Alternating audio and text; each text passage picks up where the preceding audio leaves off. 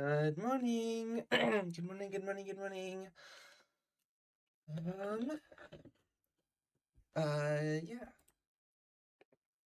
Thanks for the, good,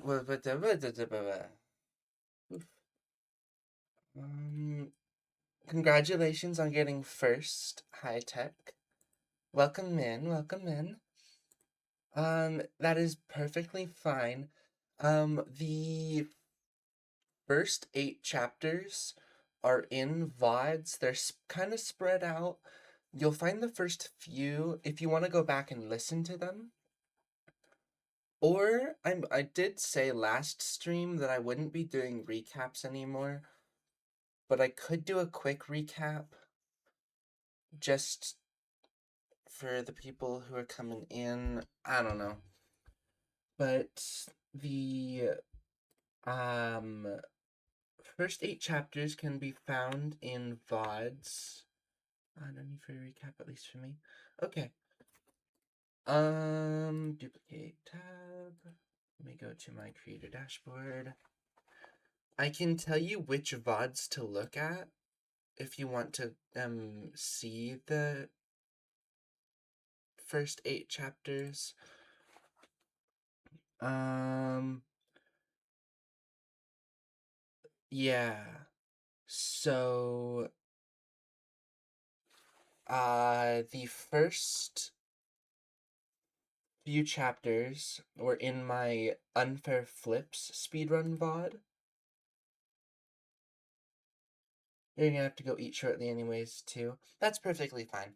I'm just gonna be talking for a bit. I also have to eat. So I won't be starting reading for just a little bit. Um,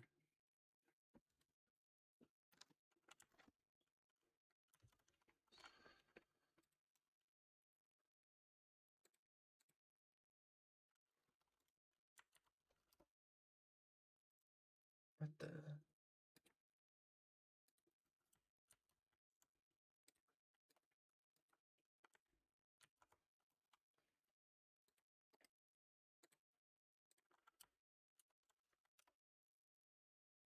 Why isn't it working?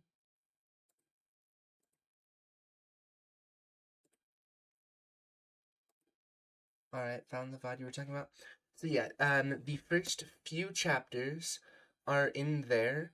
You'll find more chapters in the first actual book reading stream. That goes past what we did in the Unfair Flips. It goes until the end of chapter 7, and then we do you were there for chapter 8. Maybe? No, you came in later. Chapter 8 is before I started playing Hogwarts Legacy in that stream. So they've been spread over 3 streams so far, but for now, unless something like what happened for the Hogwarts stream happens again, I should be saving only the should be saving book reading for Thursdays only. I just didn't want to sit there while I was waiting. Yeah, I technically dropped alert that day, but I couldn't watch it. Yeah, that's fair. That's fair. Um, yeah, chapter 8. Yeah. So, yeah.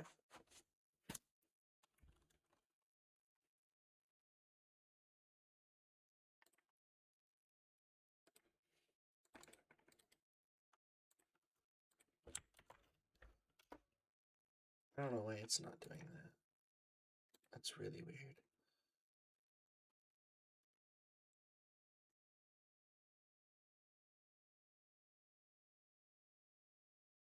Where is it? Oh, right there.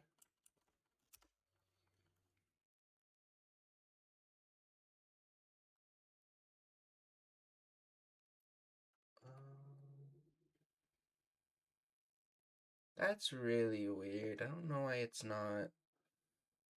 giving me the link to the stream itself.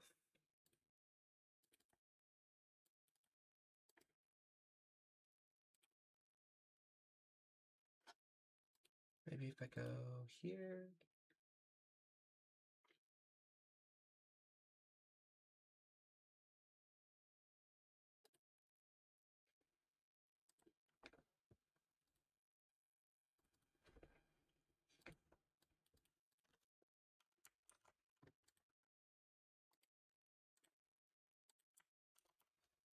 Surely it works. Nope, never mind.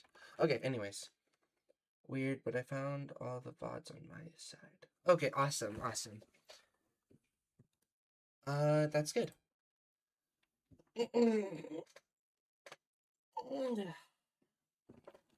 Well, I hope I got the unfair flip one, the first official book reading one, and that should be all.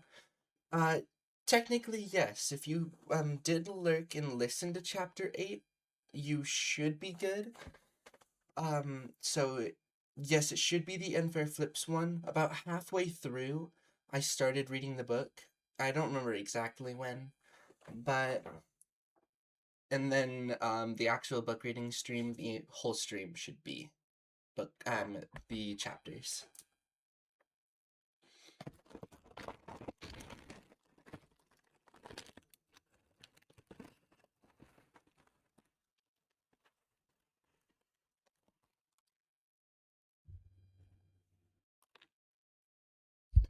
Time for me to enjoy a little bit of food.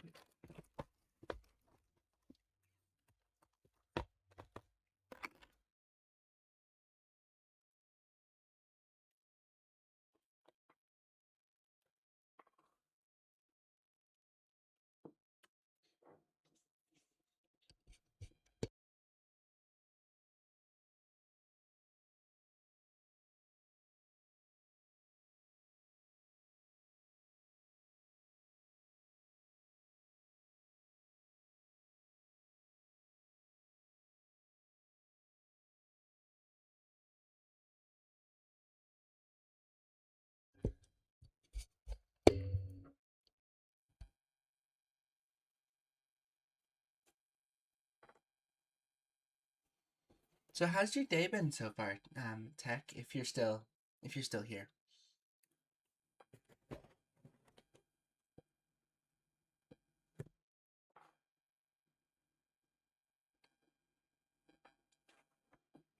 That's okay. No worries. I just asked how your day's been so far.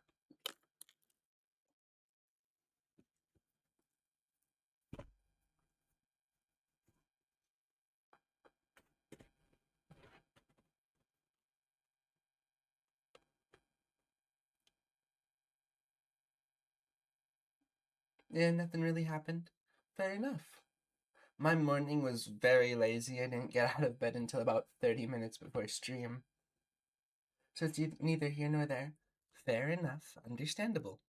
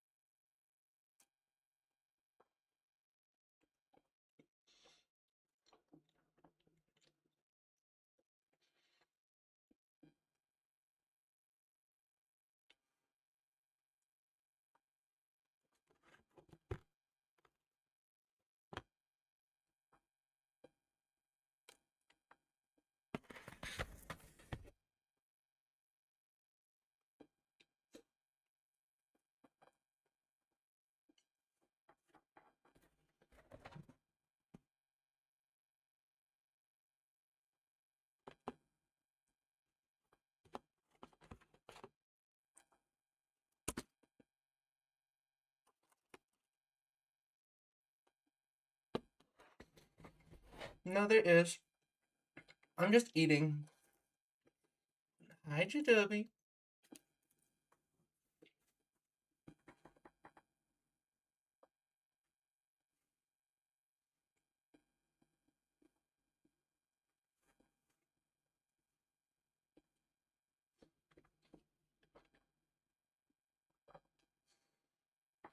Yeah, I've been trying to stay a little bit quiet while I eat because I know some people don't like the sound of people eating.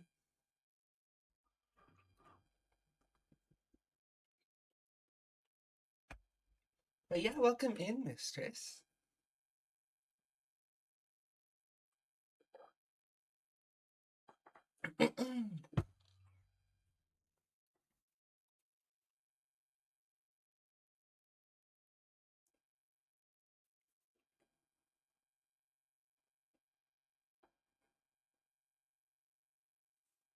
Oh, I was gonna ask something I forgot though.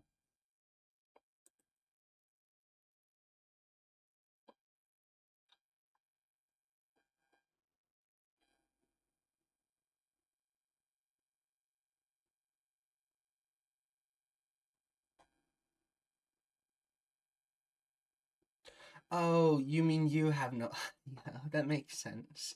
I'm guessing you're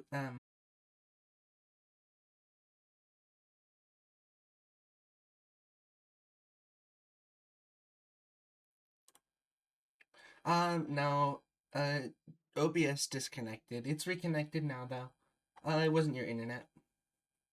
Mm-hmm. Stream did crash for a second. It's okay though. It's fixed.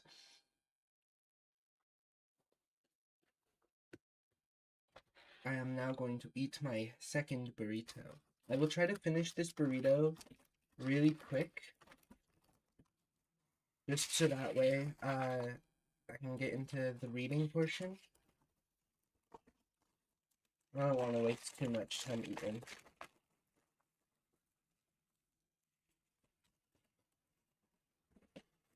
It is a very yummy burrito.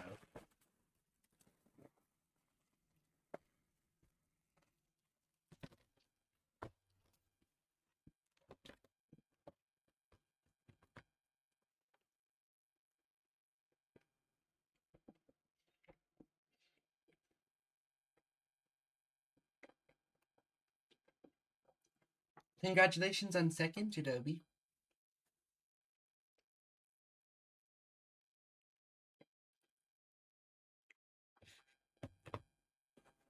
Um,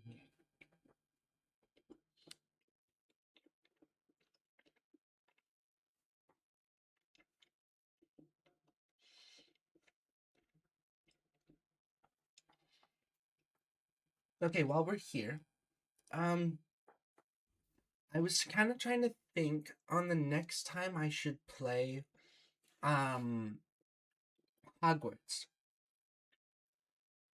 Should I make I could make that my Saturday thing for a little bit. Except not this Saturday, obviously. But I think this coming Tuesday, I have Atlas planned with Jadobi and Lucy. Um, After that, I think that one will be our last one. Okay, thank you for the lick, Jade. I hope you enjoy while you're at CNA. I hope you can actually, oh. Um, I hope you're not too confused when you come back because of what's going on. I don't think you should be. I think you'll be fine.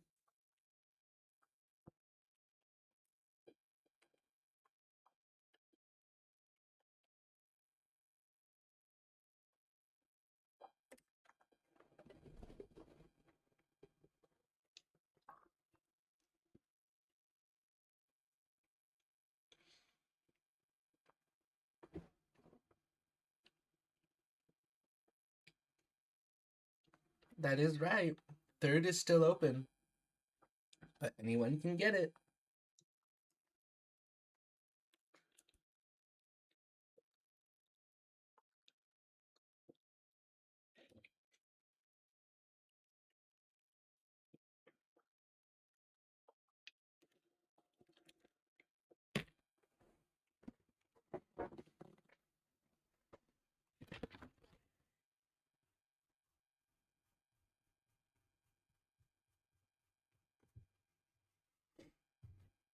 So scandalous. Streaking at work? What the heck?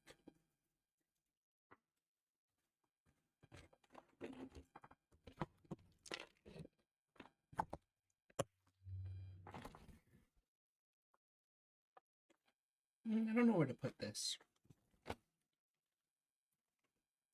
That burrito was so yummy. I'll just put it right here for now.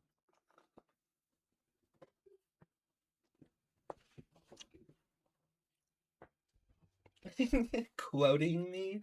What?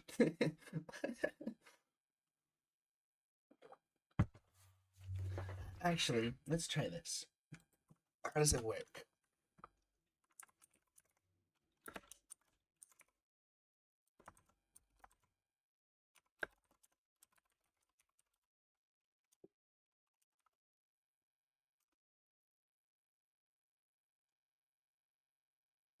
Okay. I don't know if I have to do like add quotes or something else.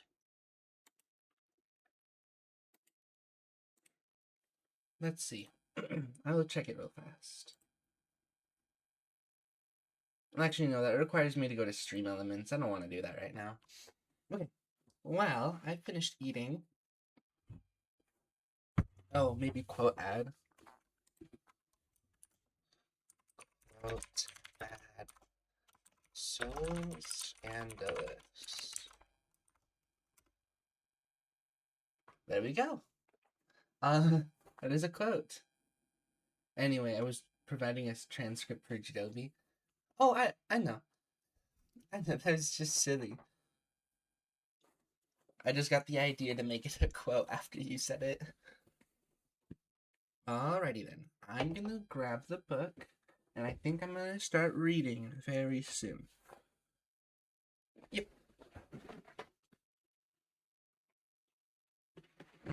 I have acquired the book. And the very remainder of my tea.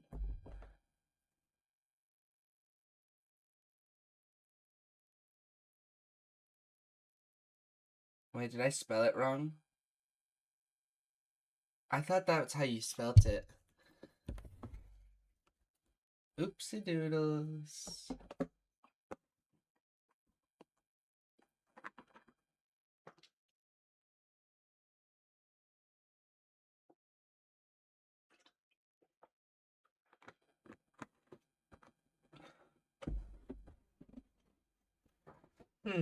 Well, that's on me.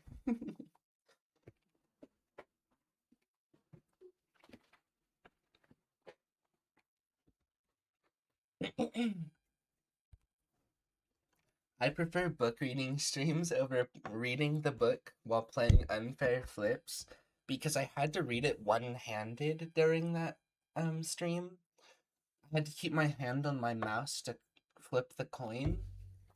So being able to hold it two-handed and read is very nice.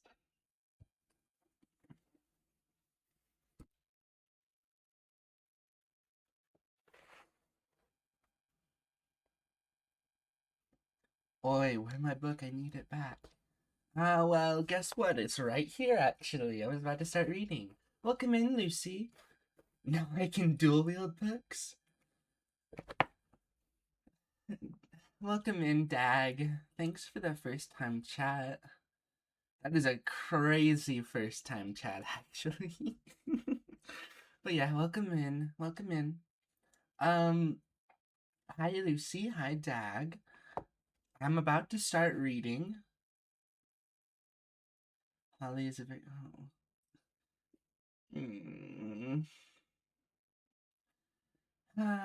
No, crazy would be if I sent the picture of the beast to Lucy to send. Not during stream. What? What is this?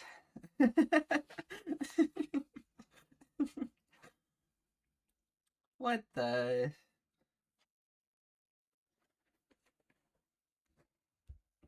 I swear.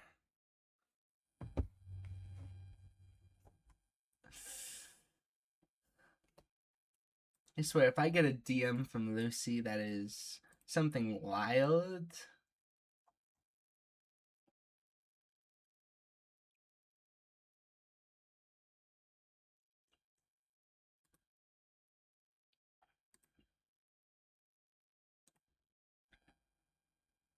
Oh my.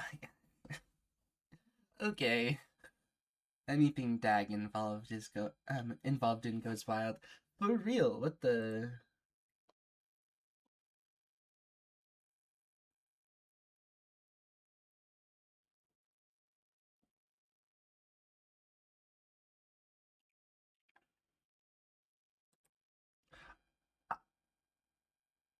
Dag is innocent, sweet angel like rain. That is absolutely crazy, by the way. I just got a picture from Lucy. Do I even want to look at it right now?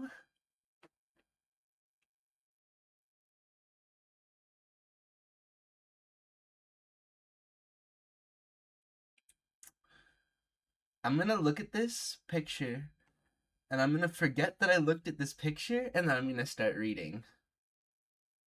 You are evil and born in chaos. Okay, that's not as bad as I thought it was. Okay. Never mind, we're fine.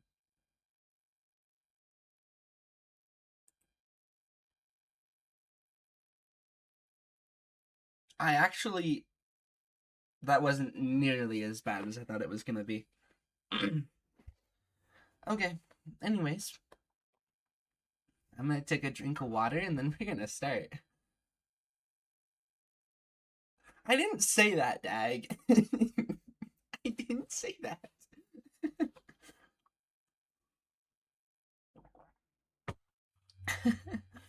No.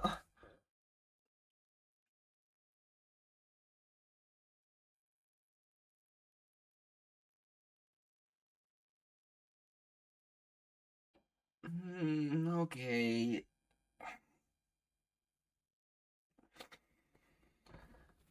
I'll do push-ups before I start. And then stretch. Thank you for the push-ups. Thank you for the stretch.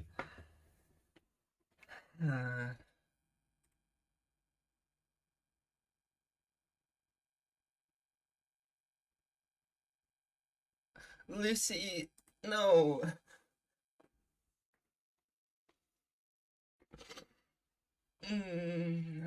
Thank you for the pictures, Lucy.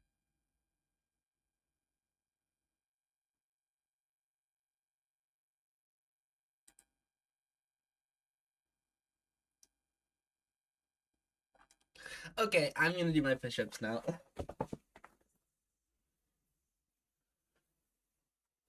1, 2, 3, 4, 5, 6, 7, 8, 9, 10. Okay, I did my push-ups.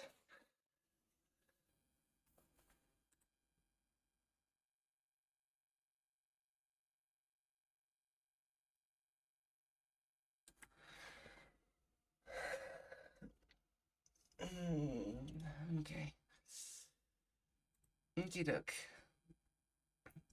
I'm gonna do my stretch. Good stretch.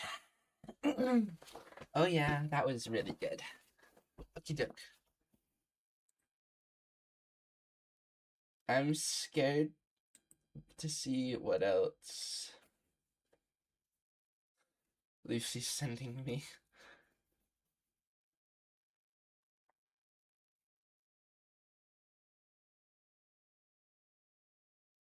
This is wild. Did not expect this at the beginning of stream. I haven't even started reading yet.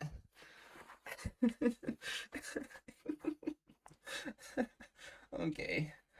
Dag hasn't even started searching his stuff yet? Oh my gosh. What do you mean? What what what is that supposed to mean?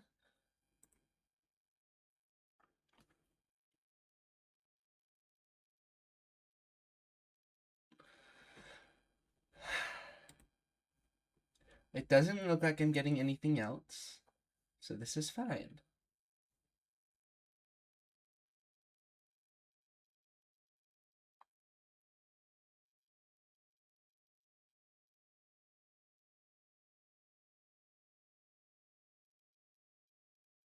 Never mind.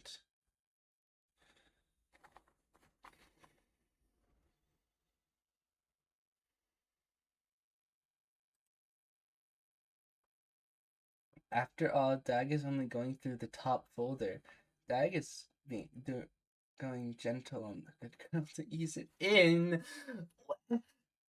Whatever you saw, this is only surface level. Dag can get infinitely wilder. I am so scared.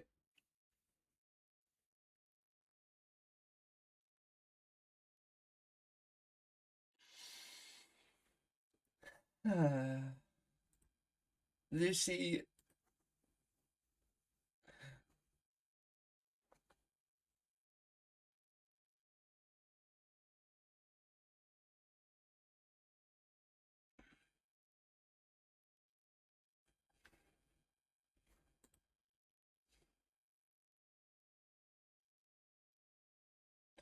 Good, that's the reasonable thing to do.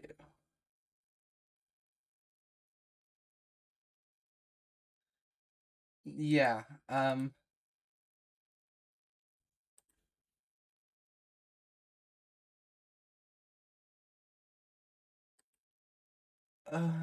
okay. Oh my gosh. Uh,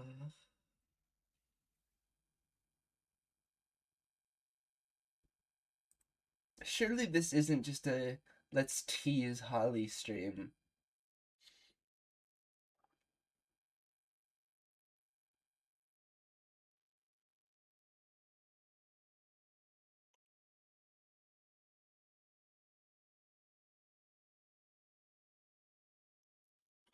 Look, please.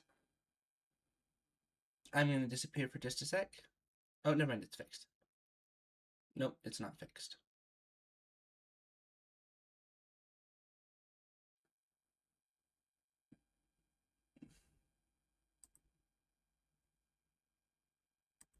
Should you tell me what? What are you telling me? What are you telling me? What are you not telling me?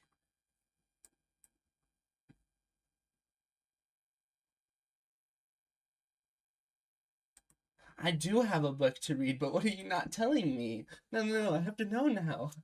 You can't just say that. That you can't just say should we tell her and then say nah, she'll figure it out herself. What?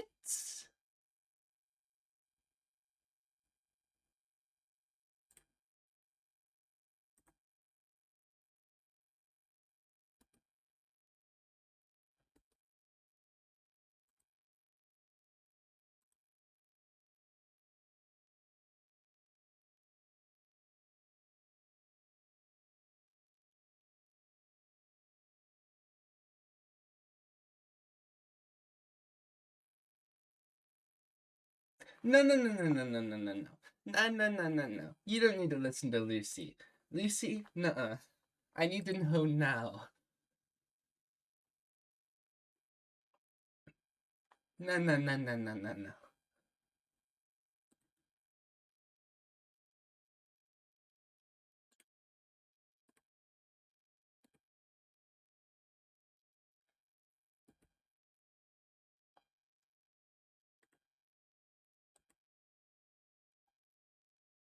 What am I finding out from Dag? He's not even here anymore. He left.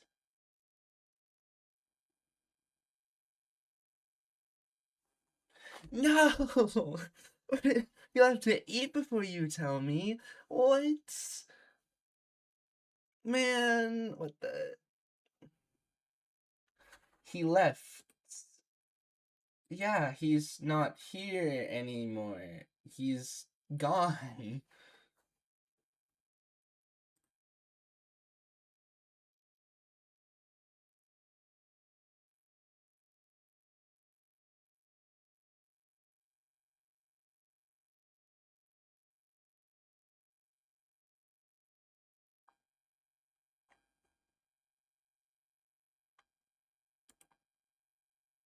Thank you for the hydrate tech and the stretch.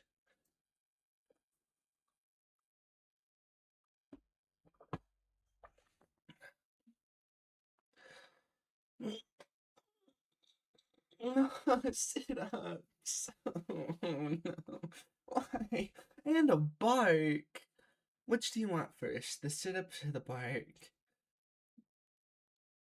You're a monster.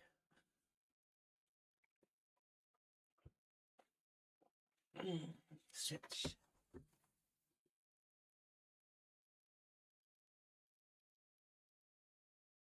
You want the sit-ups first and then the bark? Lucy's the monster for making me do sit-ups.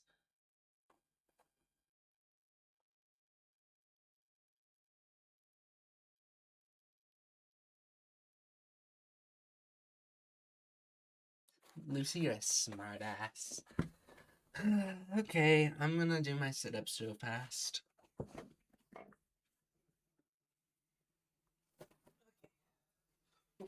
One, two, three, 4, 5, 6, 7, 8, 9, 10, 11, 12, 13, 14, 15. Okay. F.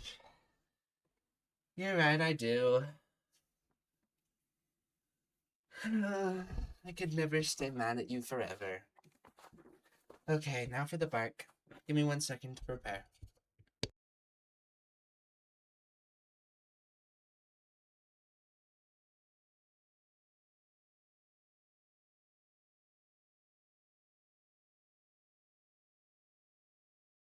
Okay, 3, 2, 1.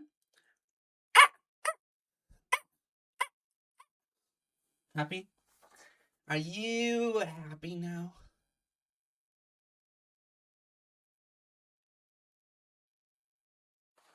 I barked for you, and I did sit-ups. So smart, I win sit-ups all the time. Actually, no, that wasn't that bad at all. I can do that for a long time.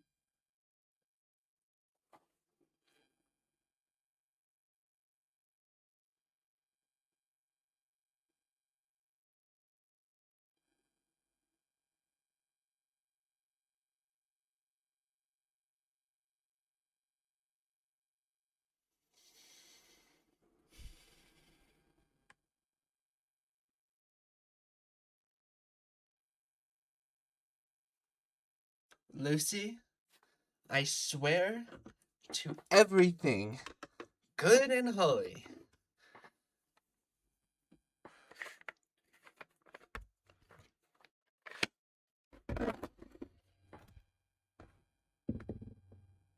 Ha! Joke's on you, I only have to do 5. Lucy! Everything good and hot. Okay. Okay. Definitely gotta watch the chaos unfold before I go eat. So you could have told me by now. You could have told me what to expect from Dag by now. Mm-hmm. Mm-hmm. Uh-huh. Yeah. Okay, I see how it is. Let me do my 5 squats. 1, 2, 3, 4, and 5. Okay.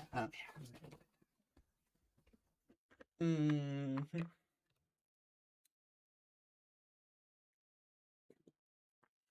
In 20 minutes, you can try again with more squats and see if I get more. But I could also get less. Who knows? You can ask Lucy. No matter what I tell you, nothing can prepare you for it. Oh god, would I have to...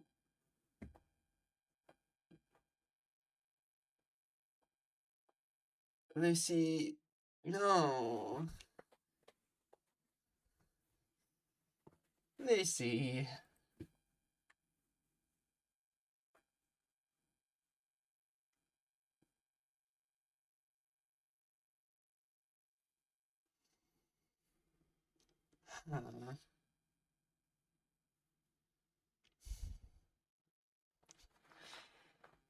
Why?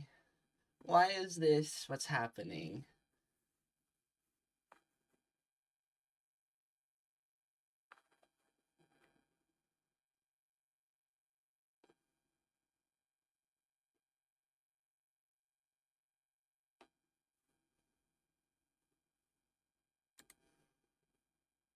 Lucy, you know exactly what. You know what you sent me.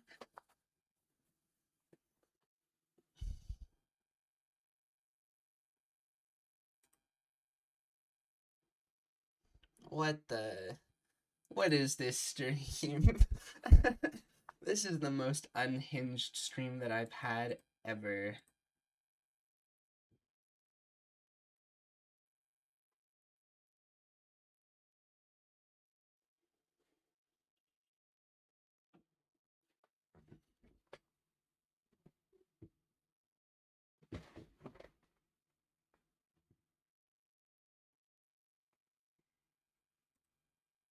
Oh, Lord.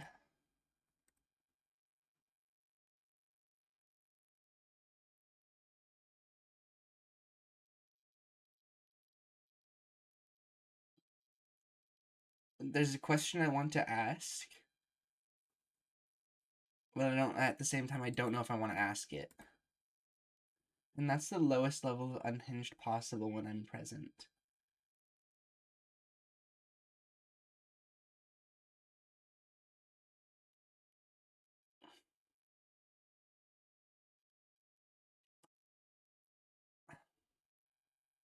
Thank you for the hydrate, Lucy.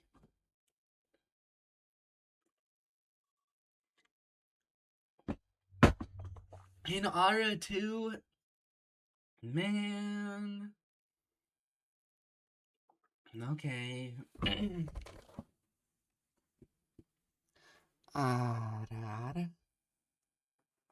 No, that one was bad. Let me try again. Ara. That one was a little bit better. It's okay.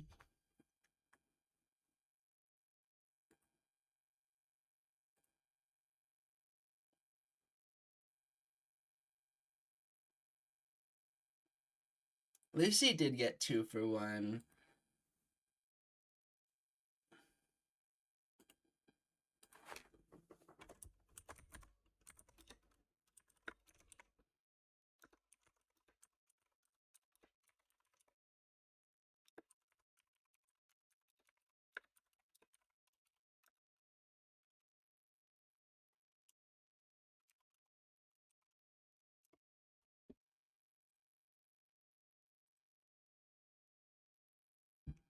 Oh, excuse me.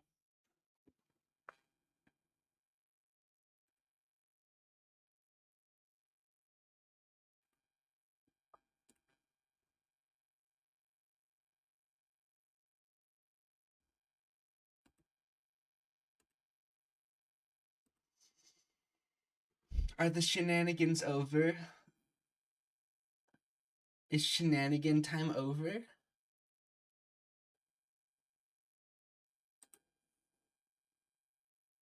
Surely. Surely shenanigan time is over.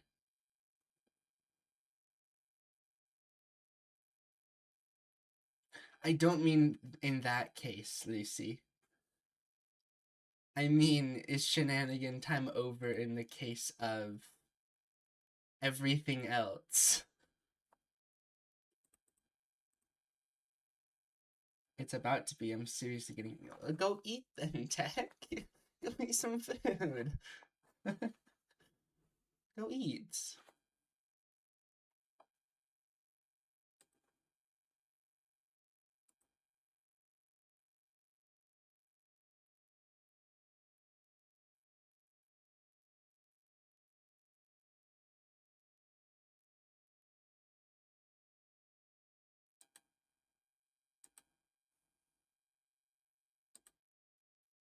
I guess shenanigan time is not fully over, but that's not that bad. It's pretty tame, actually. Yep, I'll go eat. We'll check back in later in case there are questions. Questions about what? Or questions about the book, I'm guessing? Okie doke. Well, in that case, if I'm pretty sure shenanigans are over now, Surely, surely shenanigans are over with. I am going to start reading. No. What do you mean, no?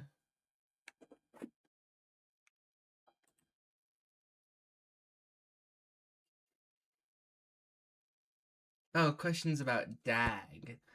Oh. Well, we'll see if I have any of those if he comes back. He hasn't come back. Alright. Have some good food. Go eat. Eat, eat, eat, eat, eat.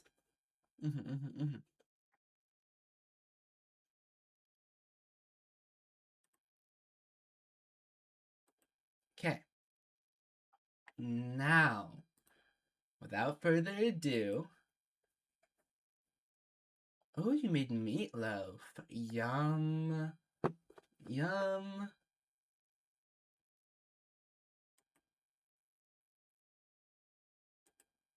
I think we're done. Right? Are we done? Am I reading now?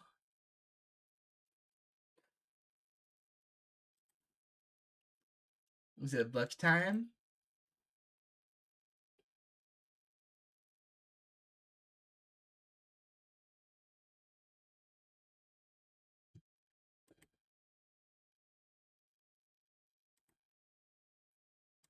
I think it's book time.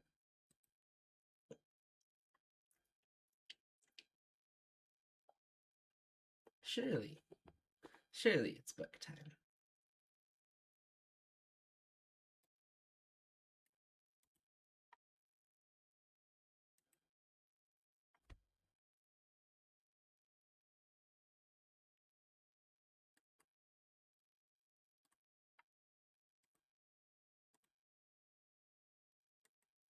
Alright, well, I'm gonna start reading if I haven't heard anything.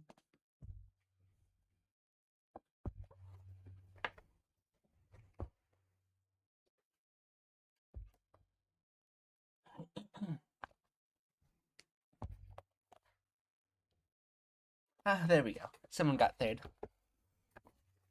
Congratulations on third, Lucy.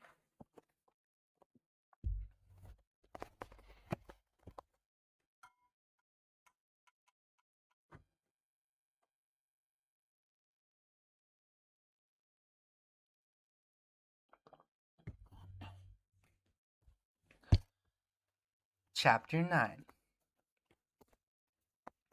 All the important events of the 7-year festival were to take place later, once the esteemed guests had settled in.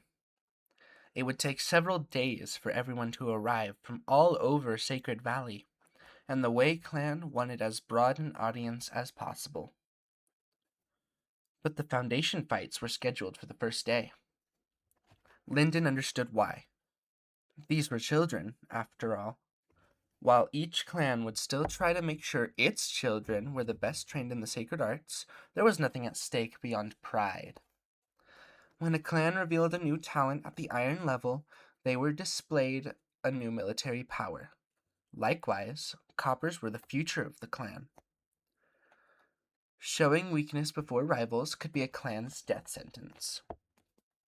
As for the foundation stage, unless a boy or girl revealed a truly extraordinary genius talent, these fights existed only to give the children experience.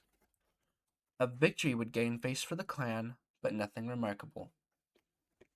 Lyndon reminded himself of this to keep from vomiting all over his white training robes. His wooden badge seemed to burn on his chest as he waited on the bench with the other foundation level Wei fighters. His wooden The seats that he'd seen empty a few nights before now roared with life as sacred artists from all over the valley gathered. Besides him, the oldest person on the bench was a 12-year-old girl from the Chen family, 3 years younger than he was, and already on the verge of breaking through to copper. The arena spread before him, a huge square of pale stone, but now it looked as vast as a field of snow. If he failed, everyone would see it, not just those in the Wei clan, who already knew about their Unsouled, but the Li and the Kazan as well. they would see what a shame the way had produced. He looked up at the corner of the arena, where a five-tailed snow fox curled up on a pillar. It opened its eyes as though sensing his attention, staring at him with a gaze of absolute black. Elder Whisper and his mother had both told him to move forward. He couldn't be a coward now, even if he felt like one. A powerfully built man in elaborate purple and gold shade silk glided past the bench, his thick beard blending in with his wild hair until it looked like a silver iron. Wait, I read that wrong. Blending in with his wild hair until he looked like a silver lion. Thank you for the stretch, Rain. Welcome in. I hope your day is going well. I will continue reading in just a moment after I stretch.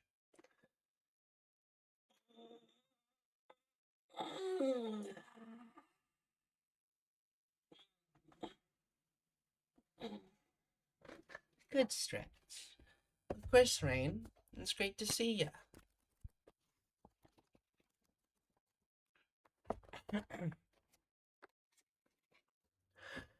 He winked at the children, ignoring Lyndon, his jade scepter badge hanging over the white fox emblem on his chest. Wei Jin Cyrus, the Wei patriarch, rarely involved himself in the day-to-day workings of the clan. The elders handled such mundane matters. He was the idol for the younger generation to follow, the sacred artist fixated entirely on his path, seeking power to the exclusion of all else. When he did emerge from seclusion, it was usually to battle a powerful remnant, seek out rumors of a newfound treasure, or directly threaten a rival clan. He personally represented a significant fraction of the Wei clan's strength. Wei Jin Amon, the patriarch's blood grandson, followed at a respectful distance behind. He was dressed in white, an iron badge hanging from his neck, though he was only 17, and he carried a spear wrapped in a shimmering green shade silk. His hair was long and thick, tied back until it flowed behind him like a black river, and some of the less flattering rumors said he spent as much time caring for his hair as he did practicing the sacred arts. His gaze did land on Lyndon, cold and calculating, but passed by in a breath. The hammering in Lyndon's heart redoubled. The Foundation fights weren't important, but now the patriarch and his grandson, a future disciple of the vaunted Heaven's Glory School, were both here to witness. What was happening?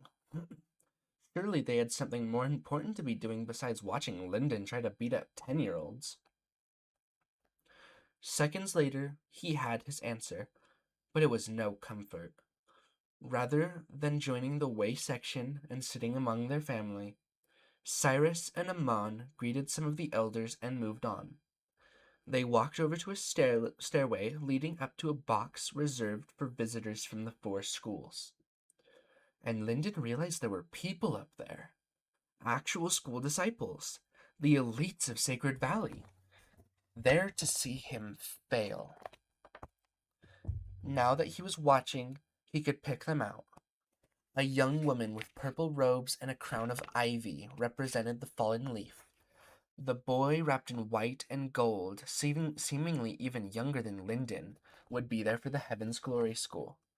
The man for the golden sword wore plates of iron sewn onto his clothes, and his gold steel sheath gleamed. That left the old woman in gray to represent the holy wind. And as far as Lyndon could tell, she was absolutely ordinary. He turned around and heaved, spewing his breakfast all over the ground behind the bench. The 3 clans didn't account for the entire population of Sacred Valley. Far from it, but they ruled by virtue of superiority in the sacred arts. Those who followed the path of the white fox were stronger and better trained than those wild practitioners without the support of a large family. And the Wei could afford to produce elixirs that the most powerful sacred artists needed to advance. Oh, I lost. The four schools were on another level entirely. Welcome in, Mr. Bloxley. Thank you for the follow. And the hydrate. Thank you so much.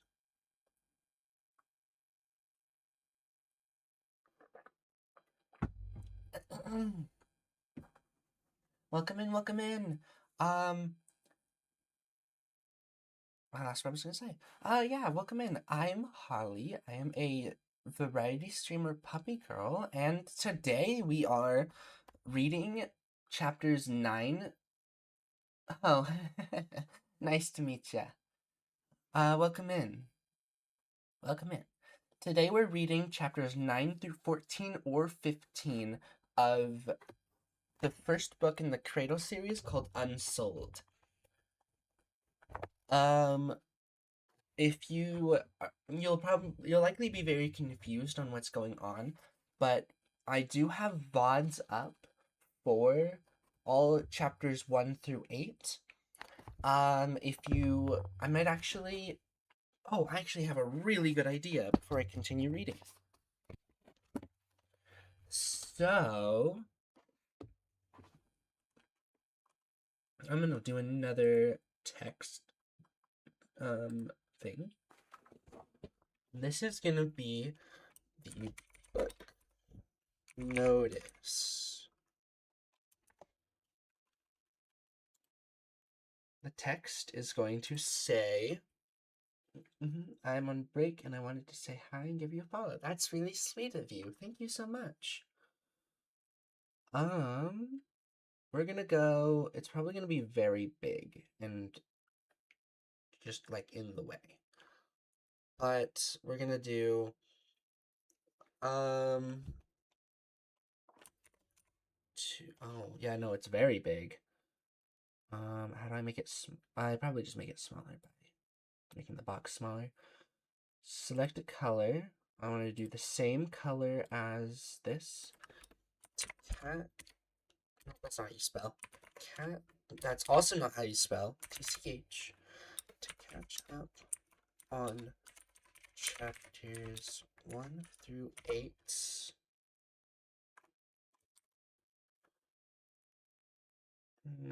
Make it a lot smaller.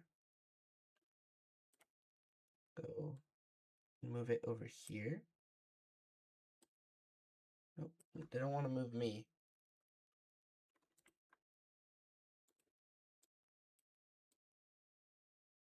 Nope, still not right.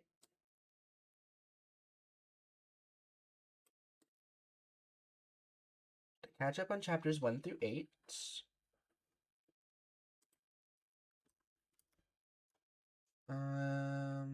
Properties.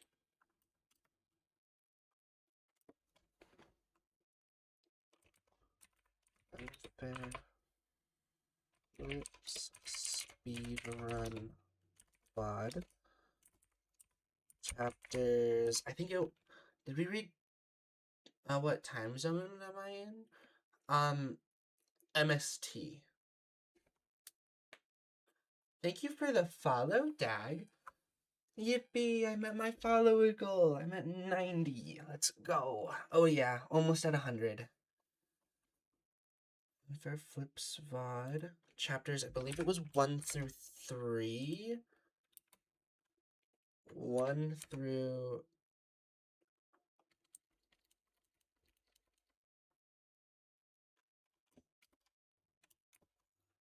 chapter 1 through 3 or 4. I don't remember for sure.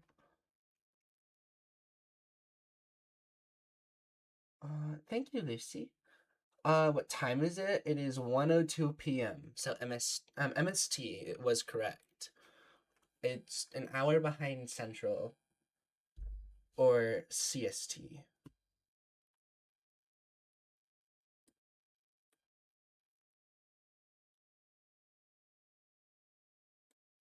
Back to hugging the good girl. That's crazy. Thank you for the hug, Dag. I'm an hour behind, so you're CST. Okay. Um,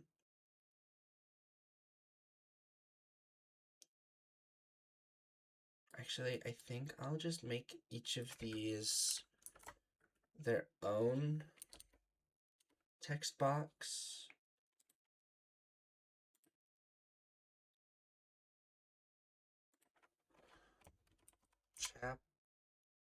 Chapters 1, 2, 3, or 4. I'll be home at 5 p.m. for you if you want to talk more in Discord. I'll be at D&D. Probably. I'll probably be ending stream around 4-ish for me, so 5 for you. And then I will be going to D&D around the time that you get back.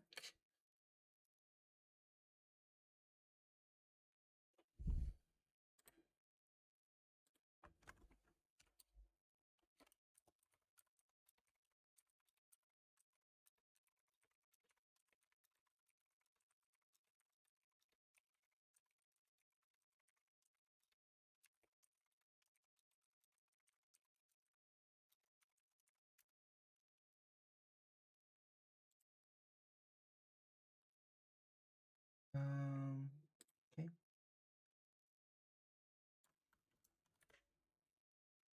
Oof. Need to change the color.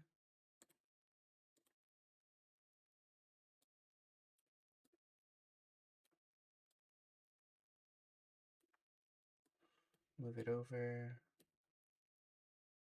Resize it.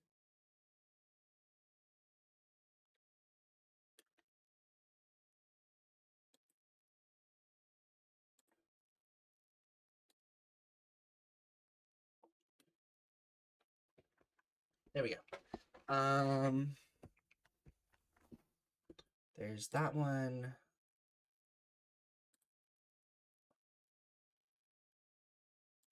We'll go another one, do chapters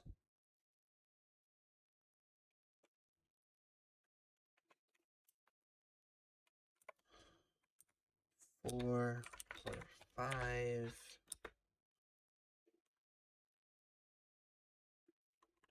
to... Thank you for the hydrate.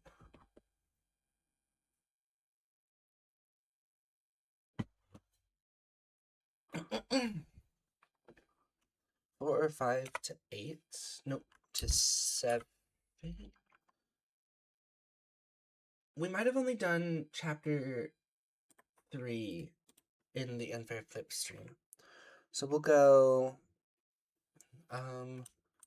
first official book stream, chapters 4 through 7. Change the color.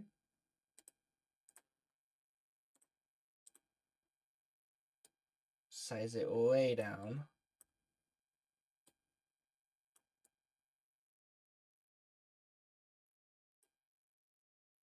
I'm gonna fix this one. Oh, I didn't want to do that.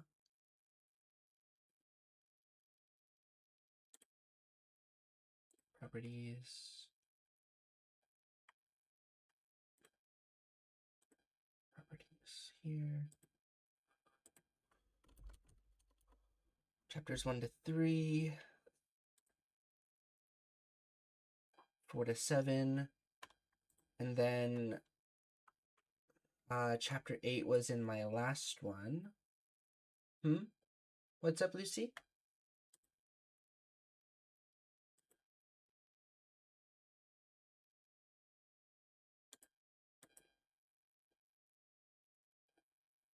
Thinking about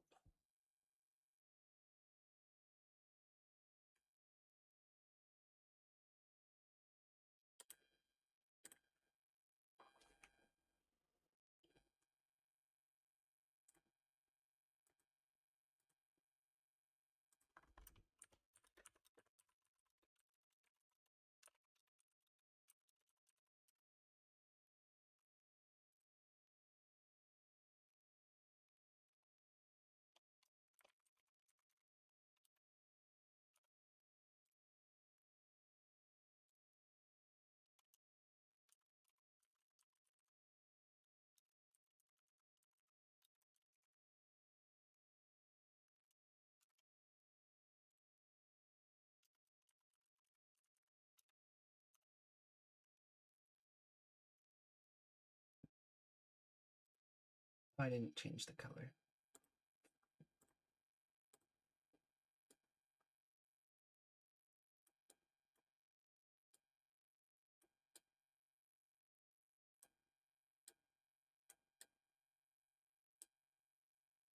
I'm going to make a note at the bottom, letting people know.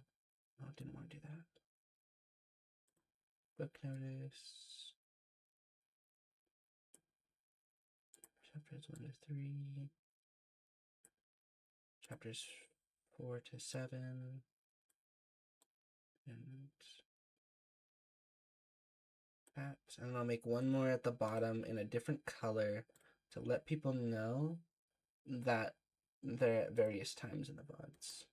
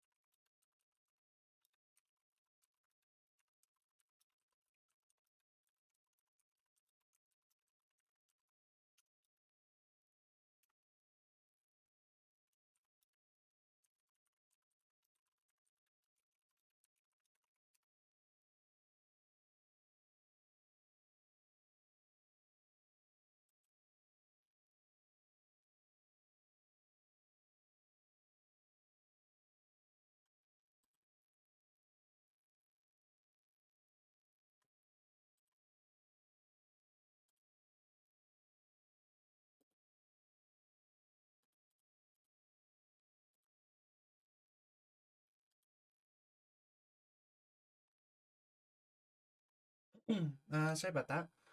One more text.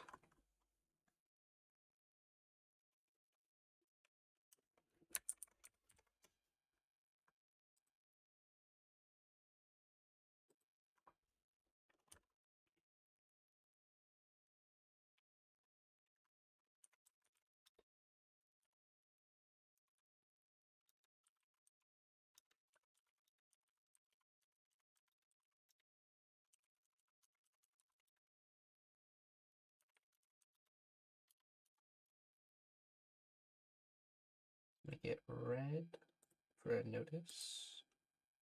Oof, it's a bright red.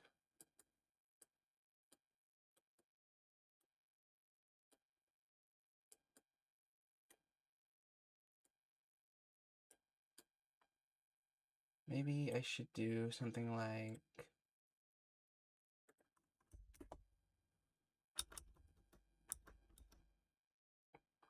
that.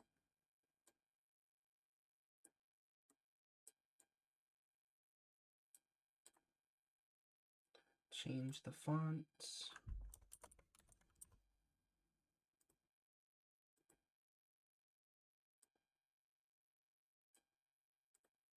That should be fine, right?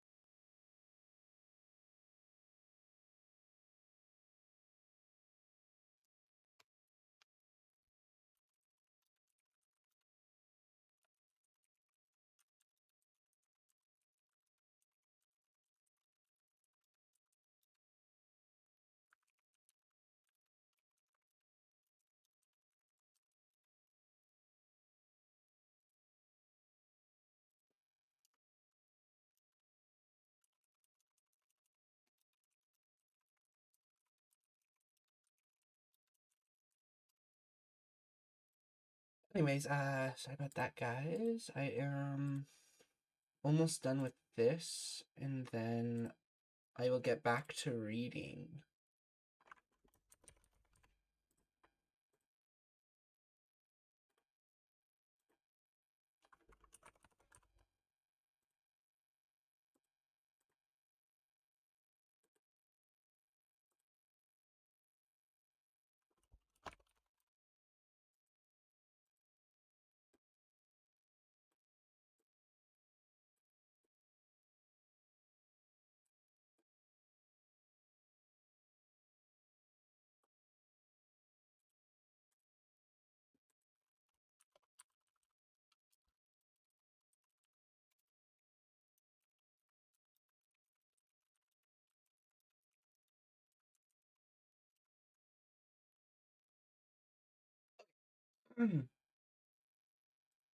Now that I've got that kind of set up here,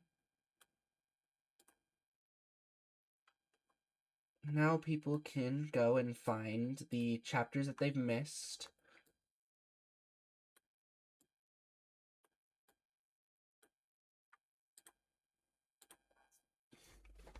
Awesome.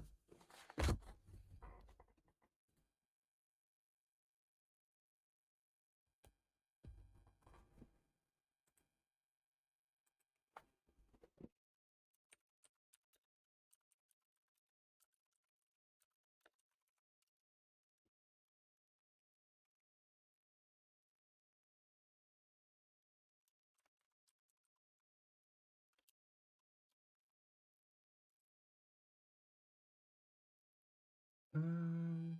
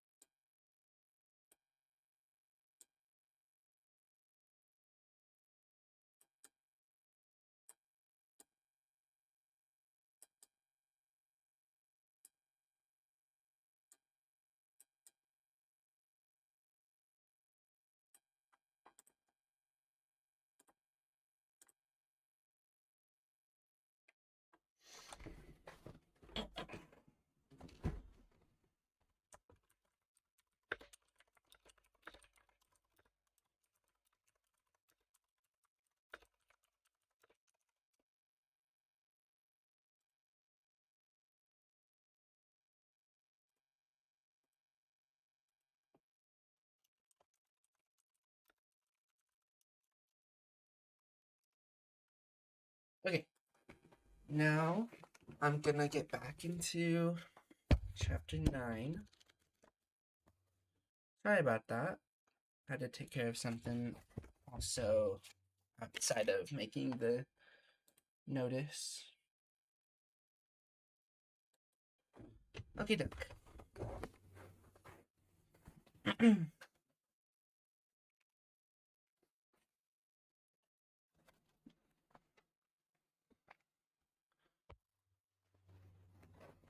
The four schools were on another level entirely.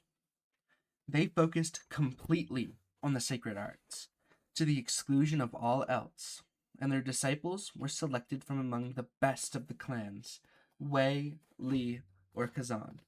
It didn't matter. So long as the disciple was promising enough and wasn't so old that they couldn't still switch paths, it was said that any jade expert from the schools was on par with the patriarch of a clan. And each school had enough jades to tear every way to pieces. A school disciple would be well within his rights to strike an ordinary clansman down with no explanation. If Linden's fight offended the senses of an honored guest overhead, they could kill him from where they sat. The patriarch would more than likely apologize for wasting their time. A hand rested on his shoulder, and Linden turned to see his father, face twisted in disgust. "Wipe your mouth," he said. "We can't have the Kazan seeing you like this." Linden hurriedly swiped at his lips with the back of his sleeve. "Apologies, father. I did not realize the esteemed guests from the schools would be in attendance today." Ah, well, best not to shame us then, though there are worse things than a clean death.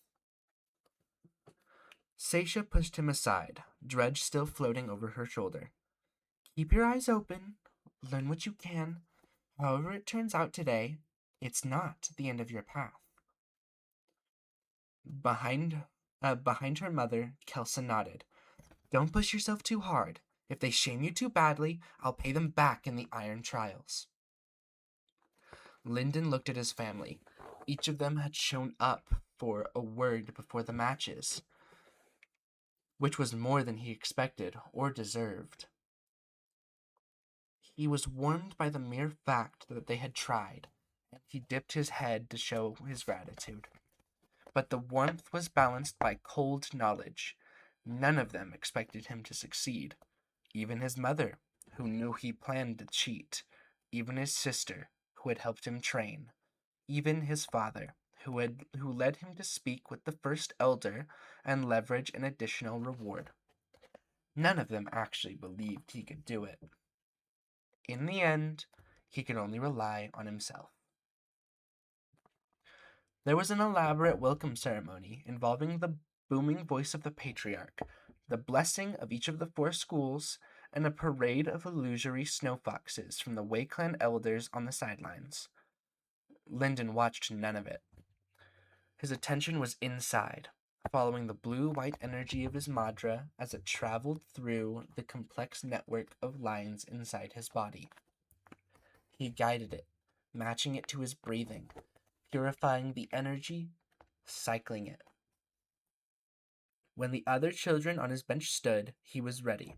There were hundreds of Foundation children participating, and he was fortunate, or unfortunate, enough to be in the first batch. He and 15 others walked onto the stone stage, as directed by an elder of the Way clan. He walked into a square, an eighth of the stage, against a boy with the jewelry of the Lee clan. The boy looked no more than 10, and his eyes were wide as he took in the size of his opponent. A few laughs drifted Lyndon's way from the Lee and Kazan sections, and he imagined them noticing the 15-year-old with the wooden badge. It didn't hurt as much as he had expected. He and the boy bowed to one another even as the other 7 pairs did the same. A purple star flared in the air above them, created by a white fox technique, and the elder's voice filled the arena. Begin! Lyndon stepped forward, bending to get low enough, and drove an empty palm into the boy's stomach. The boy fell to his knees, his spirit failing him, and cupped both hands to his gut with a look of astonishment. Lyndon shoved him over the lines marking the boundary of his square. Winner! The elder announced, powerful iron lungs carrying his voice into the distance. A second after the match had started, Lyndon walked away, bands loosening on his lungs, and he felt as though he could breathe again for the first time that morning. He wasn't doomed after all. His trump card had worked. It had worked. When the jeers sprouted up among the audience, even among the Way, he only smiled. Cheater! Someone shouted. Coward! Trash! His smile became a laugh, and he walked back to the bench chuckling. Their insults couldn't touch his sheer delight. Words were nothing, less than nothing compared to the facts. He had used the sacred arts to overthrow another sacred artist in battle. He was winning like a copper, not like an unsouled. He tripped a girl after an empty palm, and she stumbled to her hands and knees. When she started to cry, the crowd's shouting redoubled. He grinned all the way back to his seat. In the weeks leading up to the 7-year festival, he'd trained every day to deal with possible threats. What if an opponent could resist the empty palm? What if they had a technique that could land on him first? What if his Madra was exhausted before the later rounds? But as the sun crept past noon and Lyndon defeated his 5th opponent, he realized there was one scenario he'd never prepared him for. Easy victory. None of these children had a countermeasure for the empty palm, and once their sacred arts were disabled, superior strength and size made their loss trivial. His hidden weapon, sealed in a jar and buried beneath the stage, would stay hidden. He hoisted a Kazan boy by the red sash, tossing him out of the bounds. The Kazan section rose up in a furious sea of red and gray, but he just waved at them as he walked away from the stage. Joy burned in his chest like a torch. Weishi Seisha stopped watching the exhibition matches as soon as it was clear her son would win. She had expected he would. He was way older than all of his opponents, and had finally found a technique he could use in spite of his deficiency. She had every confidence that he would grow into a productive member of the clan now, though once she had doubted. He began to pace the arena, checking scripts on the conductive pillars that held the illusory images of Elder Whisper. Sometimes visitors would deface scripts like this, but the mere presence of an inspector would reduce the occurrences significantly. She had almost an hour before Lyndon would have to fight an opponent at the copper level, which was plenty of time to make at least one lap around the arena. The first anomaly appeared when she was passing the Lee clan entrance. She happened to glance between the seating sections and noticed a Lee clan elder, his jewelry all golden jade, befitting his status as a jade stage practitioner, slipping out the door. She paused, curious, and another Lee elder followed a moment later. Seisha reached up and tapped the side of her drudge, carrying a drop from her spirit. The construct whistled an affirmative. Dredges were all the tools a soulsmith required rolled into one. They could measure Madra output, determine its aspects, analyze the parts of a remnant, and even help separate that remnant into its components with minimal loss. Soulsmithing primarily revolved around deconstructing and reconstructing remnants to take advantage of their unique properties. And without a drudge, it was almost impossible to do so accurately. Like a surgeon operating with her hands taped together and one eye shut. In this case, Seisha had anticipated trouble from the Lee clan, and so had gone to great lengths to acquire samples from remnants similar to the ones they'd recently captured. The teleporting rabbit, vanishing bat, and space warping mole. Her dredge would track a remnant based on a sample like a hound tracking a scent. And while trying to track 3 scents at once would be complex, it was worth attempting. With a specific pattern of Madra pulses, she activated the dredge's tracking feature. It complied with a burble, unfolding tiny antennae as it executed the search. Those antennae were always the first thing to decay on any dredge, so she tried to use them sparingly, as they were expensive to replace. But this was a worthy cause. If the Lee clan was attempting some kind of coup on the first day of the 7-year festival, she had to clip this bud before it flowered. Her dredge honked only seconds after the search had begun, startling her. The range on such detection was incredibly limited, and even more so when she packed 3 samples at once. There was always the chance of a false positive, but with such a quick response. The remnants, or something that reminded her construct of their power, was here, possibly inside the arena. She signaled 2 closest of her assistants, young men with iron hammers on their badges. She had trained them for years, even if neither of them made promising soulsmiths, and they had volunteered to help her secure the arena. Both came running. Lee clan elders are slipping away, she said. One of you report to the first elder, and the other can follow me. She turned towards the Lee entrance, leaving it to them to decide which would take on which task. The arena had been constructed on the edge of Way land, so it was enveloped on three sides by a forest. A sea of green dotted with occasional purple island as an orris tree was mixed in with its more mundane counterparts. Aside from the gravel path leading away from the exit and back towards the main property, she saw nothing. But her quarry was more advanced in the sacred arts, and she had to respect that. With a whisper of white fox madra and an effort of focused will,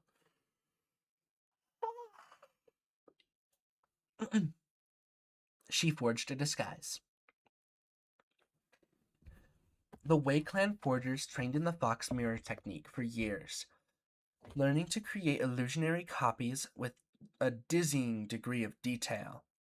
Her peers specialized in creating copied faces, full-body duplicates, or even camouflaged walls that would render the user invisible. There were imperfections in each of these techniques, specifics that violated reality in ways that could be noticed. She specialized in clothing. Layered robes of white and purple turned to green in an instant, jewelry glinting on each finger and both ears. Illusory necklaces hung down from her to her neck, to her chest, and even her iron badge dangled from a gold chain. Her face would remain the same, but it wasn't as though the Lee clan knew her on sight.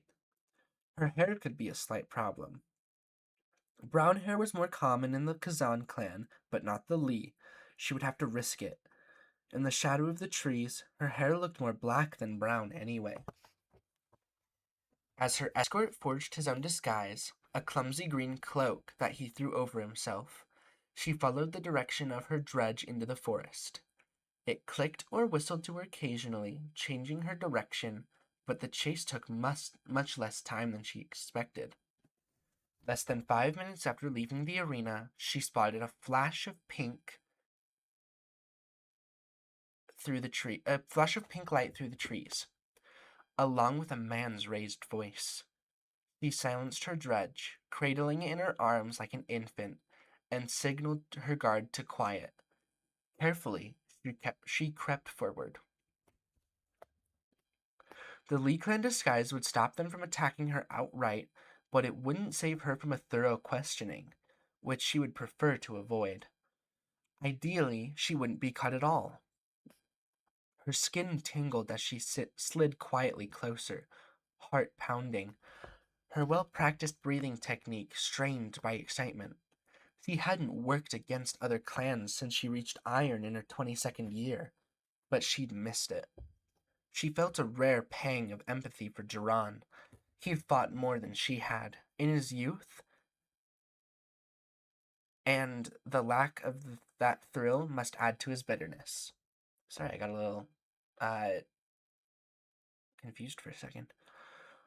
Seisha stopped when she was close enough to see the Lee.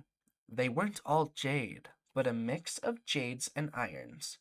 The youngest was older than she was, 9 in total, though she was staring through a flowering cloudbell bush. So she could have missed one or two in the back. They were gathering around a circle on the forest floor, a circle made of tiles, a script. They'd brought tiles the size of an open hand, each etched with a rune or sigil.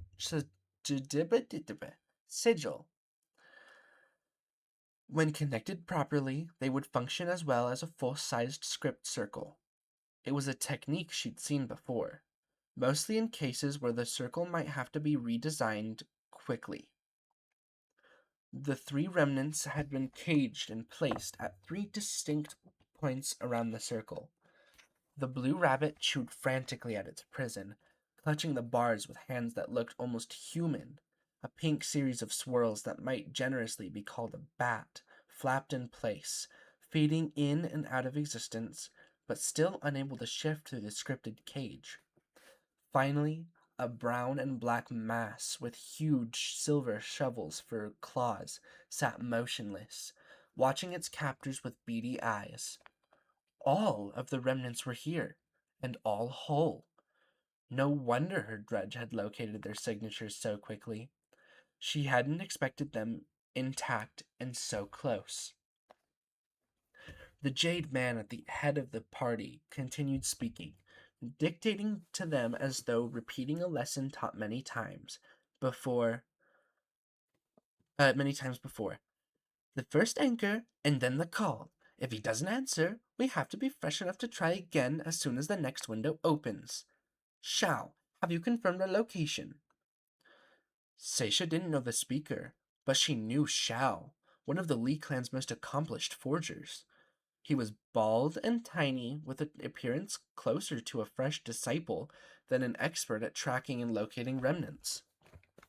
His own dredge, like a gleaming steel sword too flat and dull to be of any use to anyone, sprouted antennae like a pincushion. He listened to the whistles, checked something on a scroll, made a note with chalk and slate, then consulted a map.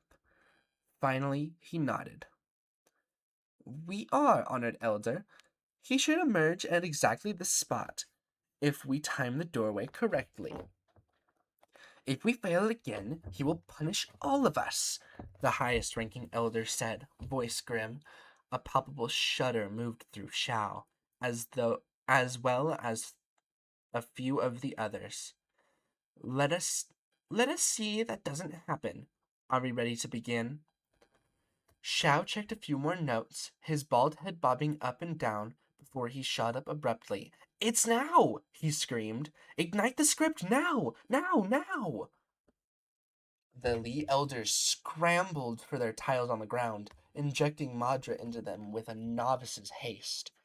The script glowed white, irregularly at first, but within seconds it had settled into a smooth pulse. The three remnants inside the circle obviously sensed something was wrong. One and all, they began to screech in a peculiar way of their kind. The mole sounded like an avalanche, the bat-like wind whistling through high peaks, the rabbit like a swift beat of a heart. This is it. Oh, wait. This is it, Seisha thought, but she hadn't been prepared. From her discovery to the activation of the script had only taken a minute, maybe two. Should she disrupt the script and face the consequences, or run back and tell the first elder? The Li elders technically hadn't done anything yet, but if she watched, it would soon be too late. Ultimately, the decision was taken out of her hands. Only a breath after the script's first light, the remnants popped and bubbled, as though the ink that painted them onto the world had begun to boil. Their complaints grew louder and louder until their bodies fizzled away into motes of light. That in itself was not so unusual. As they expended power, remnants dissolved back into the Madra that formed them. But she'd never seen it happen so fast, and never to such an effect. The spots of color, pink and blue and dark brown, swirled around inside the script like snakes in water. They spun closer and closer, getting tighter and tighter, before gathering into a single form that looked like nothing so much as a muddy ink blot. Only a blink after the process had begun, it was finished, and a tiny blue spark flared to life at the center of the ink stain, glowing brighter every second. It worked, Shao breathed, before the light shot into a single line the height of a man. It looked like the edge of light down one side of a doorway, and as she watched, that doorway slid open. She never saw anything but a rectangle of deep, textured blue light before the whole construction collapsed, the energy of the remnants dispersing, the power that had animated the script fizzling out. For a breath, she believed they had failed. But whatever summoning they were attempting had fizzled and died. Oh, sorry. For a breath, she had believed they failed. That whatever summoning they were attempting had fizzled and died. Then the light cleared. A man stood in the center of the circle. His clothes were an oddity for Sacred Valley. He dressed in fine black furs, with a broad belt holding various tools. A sword hung from that belt, straight bladed and unsheathed. Diamonds glistened in each ear. Silver chains held diamonds to his chest, and yet more silver and diamonds on his fingers, as though he'd chosen to bedeck himself in imitations of ice. He wore his black hair short, but streaks of white ran through it like a tiger's stripes. Those were his ordinary features, though. The facts about him that her panicked mind couldn't help but catalog. They were not what she noticed first. When he appeared in the circle, he stretched his wings. They unfolded at least 30 feet from tip to tip, and the structure of bones and tendons were coal black. But the skin that stretched between them was pale and colorless, as though he'd stripped the wings from some giant Arctic bat. He grinned, flashing fangs. There is nothing so grand as a second chance. The Lee clansmen all but collapsed to their knees, grinding forced heads against the. I read that wrong. The Lee clansmen all but collapsed to their knees, grinding foreheads against the dirt. Seisha was tempted to do the same. This one is humbled by your mercy, Grand Patriarch. The elder who had spoken earlier still spoke up for the group, even when he was too terrified to raise his face. Thank you for allowing this modest group the chance to atone for our failure to serve you the first time. Grand Patriarch. Sickness rolled through her gut. He was the previous generation patriarch of the Lee clan. But she'd never heard of one surviving, which left only one terrifying possibility. An ancient immortal had come home. The Grand Patriarch grunted, rolling his shoulder in its socket. I have not returned to this realm in some time. Tell me, have the four beasts come home? The elder hesitated, but the Grand Patriarch laughed in response to his own question. No need to answer. You still live, so they remain abroad. I should like to test myself against them, once the valley is united. Yes, Grand Patriarch. Ah, forgive this one, your lowly servant, but this one has prepared something for you. Without raising his head, the elder lifted an object in both his hands. It was something as mythical as the wings on a human being, something Seisha had never expected to see. A gold badge, etched with a scepter. The Grand Patriarch took it, chuckling. I had forgotten this custom. Are there any other sacred artists of the gold stage currently in Sacred Valley?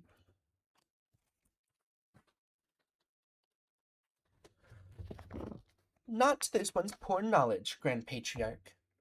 Then it will do. The Grand Patriarch slipped the shade silk ribbon over his own neck, then lifted the badge so he could examine it. If there were, I would have you craft something more valuable. Gold is entirely deficient to describe the current state of my advancement. Judging by the gasps and whispers that traveled through the gathering, that traveled through the gathered lay experts, they found that statement as shocking as she did.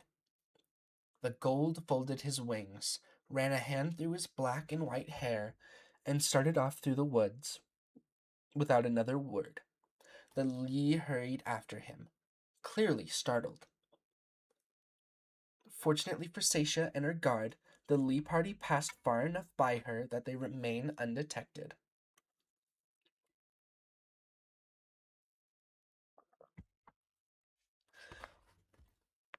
Unfortunately, the gold was headed straight for the arena. As they marched through the woods, the elder hesitantly spoke up. Forgiveness, Grand Patriarch, but the festival only recently begun. The children of the Foundation stage are fighting. Were you to appear now, it would only be an insult to your grand status.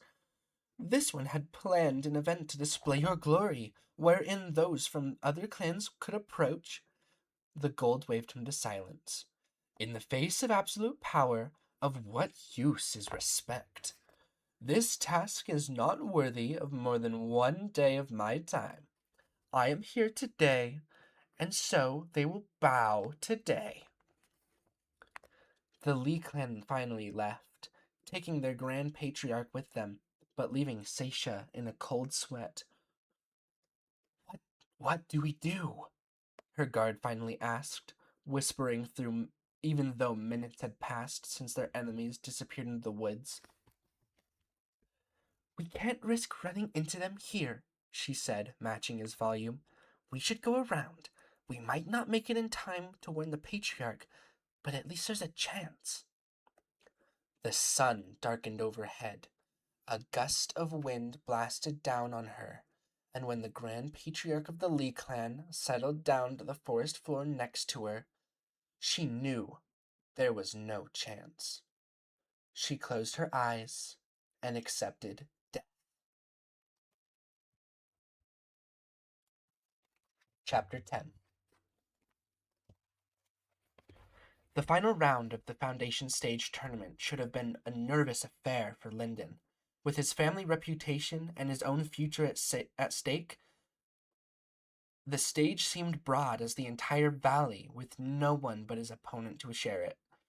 And the crowd's dull noise wavered between supportive cheers and mockery. But this round ended as all the others had. Lyndon drove his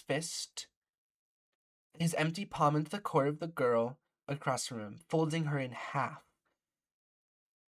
When she was almost as old as he was, and therefore only inches away from advancing to copper.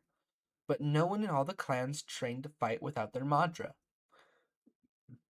Despite having witnessed his previous matches, he still froze in horror after she still froze in horror after feeling her power abandon her, after tasting for the length of one breath the life of an unsouled.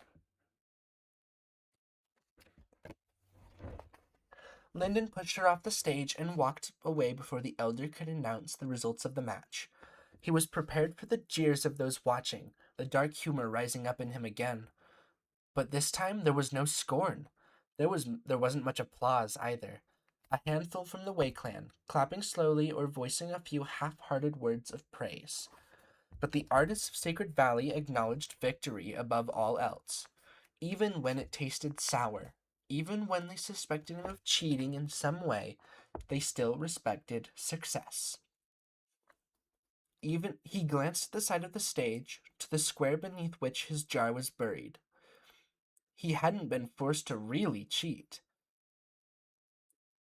The reality slowly set in, like water seeping into soil. He'd won a tournament, even a small one, using actual sacred arts. He was a sacred artist, and all of Sacred Valley knew it. Lyndon almost walked straight into a barrel-chested man wearing robes of purple and gold shade silk. The patriarch of the Wei clan smiled at Lyndon through his silver mane. You have congratulations from our Wei clan, Wei Shi Lyndon. There is honor in overcoming a deficiency to achieve victory. Resisting the urge to drop to his knee, Lyndon bowed at the waist, his fists pressed together in respect. This one does not deserve such kind words, patriarch. It was the first time the head of the Wei clan had ever addressed him directly. Cyrus rested a broad hand on Lyndon's shoulder. A sacred artist should never be so humble to refuse what he has earned. You have earned victory today. Let that be enough, and return to your family in honor. Lyndon hadn't spoken with the patriarch before, and had only rumors to judge the man's character. But he could hear the unspoken message of Cyrus's words, and his joy dampened. Even the lingering cheers of the crowd faded in his ears. Your pardon, but this one is meant to exchange pointers with a senior disciple at the copper level. Though Lyndon did not move his eyes from Wei-Jin Cyrus's feet, he could feel the man's frown. Some of our guests from the schools were uncomfortable with your performance. It would ease them greatly if we could conclude our events today and begin anew with the copper fights tomorrow. He meant that the elders from the schools had been offended by the sight of a 15-year-old unsouled claiming victory. His bet with the first elder would go unfulfilled, his test incomplete. Lyndon glanced up at the stands, trying to catch a glimpse of the first elder's face, but the old man's seat was empty. No help there. The chance of real training was slipping from Lyndon's grasp, but he clawed desperately to keep it. Our honored guests from the four schools have yet to witness a true demonstration of our clan's sacred arts, Patriarch. When this one can compete with the copper from another clan, they will see the strength of the Wei clan. If they are then dissatisfied with this one's performance, this one will of course fully atone. An unsettling pressure settled on the back of Lyndon's neck, like a snake sliding between his shoulder blades. The effect of Cyrus's irritation, nothing more. But it still pushed him towards the ground. I would not wager the honor of my clan on an unsouled. Painful words, but Lyndon reminded himself they were fair. Give me some face, disciple, and renounce this exhibition. I do not forget my debts. Thoughts of the parasite ring, still in the keeping of the patriarch, flashed through Lyndon's head. He could take his cycling to the next level with such an artifact, perhaps even to catch up with his peers. If he could leverage the patriarch's debt to even borrow the ring, he could leave his current weakness behind. But he had no promise from the patriarch. From the first elder, he did. Lyndon weighed his own future against the honor of the Wei clan. He found the clan winning. He found the clan wanting. In one motion, Lyndon dropped to his knees and pressed his forehead against the ground. Your pardon, Patriarch, but this one must prepare for his exhibition match. He squeezed his eyes shut, anticipating a wave of pain. As a ruler on the path of the white fox, Cyrus could make him suffer hours of agony in seconds. He could force Lyndon to bow to his will, or even kill him outright. Instead, he walked away.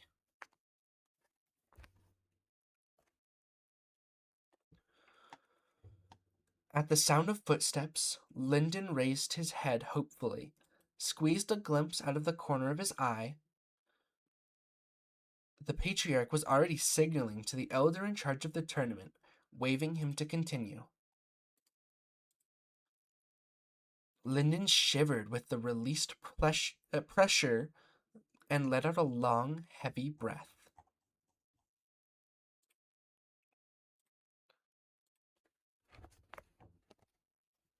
He wasn't sure where he had found the courage to defy his own clan's patriarch directly, but the first elder had promised him more. To travel his own path, Lyndon had to reach higher and farther than anyone else. Only then he would be able to hold himself with pride in Sacred Valley. Only when he was strong enough.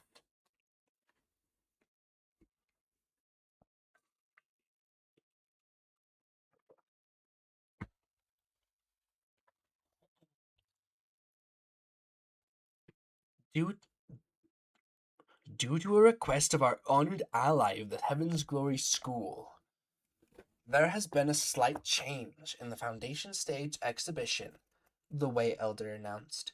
His voice carried to every corner of the arena. The four illusory snow foxes turned toward him at once, as though he'd caught their attention.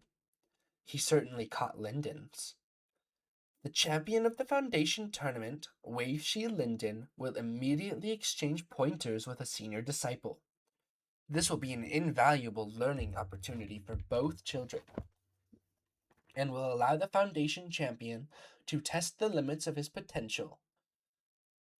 Linden's spirit was strained and weak after almost a full day of exertion, and he doubted his ability to use the empty palm too many more times in a row before he would have to rest. But all things considered, he was in good enough shape to fight. The patriarch wouldn't get him to surrender this easily. And the champion's patriarch, Weijin Cyrus, has volunteered none other than his own grandson for this duty. Honorable sacred artists of all schools and clans, the Wei clan presents to you Wei Jin Amon. Suddenly, surrender sounded like a much more appealing option. Black hair tied back and spear propped over his shoulder, Amon leaped from the box at the top of the arena all the way down to the stage. He landed with barely a flex of his knees, iron badge swinging against his chest. Wei Shi Linden? He announced, his voice full and rich. I invite you onto the stage that we might learn from one another. The Hornets. They were his only chance of making it off that stage. Having to fight against an Unsouled was an insult to Amon, and he would take it out on Linden personally. If Linden could make it back to his seat with only a pair of broken limbs, he would count himself lucky. He scarcely dared to hope that the remnants he'd hidden might be enough to save him. But if they were, if, by cheating and trickery, he managed to fight Amon to a draw, the Wei clan would practically have to support him. He would have proven himself the match of their star disciple in front of the entire Sacred Valley. And if they denied him training then, they would look like fools. He straightened his back, focusing on the hope of victory rather than the bleak chasm of probable defeat, and started to walk towards the stage. His sister grabbed him by the elbow, hauling him back. Let me take your place, she whispered urgently. Say you aren't worthy of the honor, and you need a family member to replace you. They will allow it. Amon will push for it. And if I can beat him, no one will disrespect you like this again. Linden gently extracted himself from Kelsa's grip. This is for me. The doubt was so plain on her face, it might as well have been painted across her forehead. What are you saying? Fighting children does not prepare you to face Weijin Amon. Then something occurred to her, and she jerked away from him. Wait. No. This is one of your... Linden, what have you done? What are you doing? He jogged away from her, onto the stage, in order to avoid having to answer. When he hopped up onto the blocks of white stone, the audience cheered. Looking forward to seeing him torn apart, he judged. He could only hope they would be disappointed. Linden pressed his fists together and bowed. Wei Shi Linden is honored to accept your instruction, Cousin Amon. Without returning the greeting, Weijin Amon spun his spear down, flipping it in a circle so that the shade silk wrapping slid off and drifted to the ground. He ended in a ready stance, half turned and crouched with his spear angled forward and down. You have one last chance, Unsouled, Amon said. His voice too low to carry. His grandfather walked on stage between the two of them, his arms raised to quiet the crowd. Courage can be cultivated by the weak and strong alike. And Wei Shi Linden has already demonstrated his courage today. Our clan honors courage, and when it is warranted, we also value humility.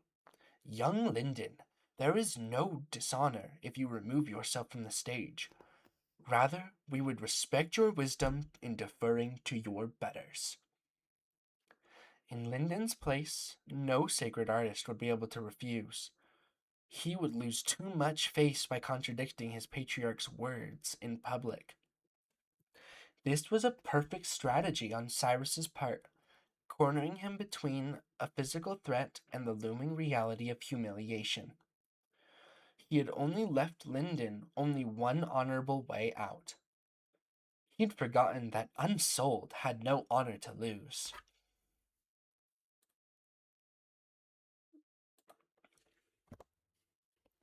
The patriarch's words are a privilege to hear, Lyndon said with another bow, but the opportunity to learn from a disciple as skilled as Wei Jin Amon does not come often.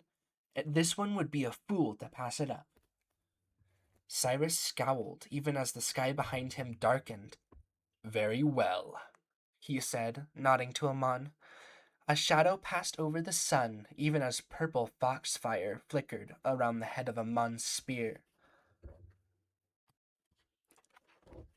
Clouds gathered over the arena, slowly blackening as the patriarch spoke. Assembled experts of Sacred Valley, I hope this exhibition provides. I can speak. I hope this exhibition provides pleasing to your. His words trailed off as he looked into the sky. Lyndon had assumed that the patriarch used his mastery of illusions to make the sky seem dark, perhaps in an attempt to intimidate Lyndon. He'd barely given it a thought, but Cyrus stared up at the black clouds as though a gate to the netherworld had opened overhead. Hmm.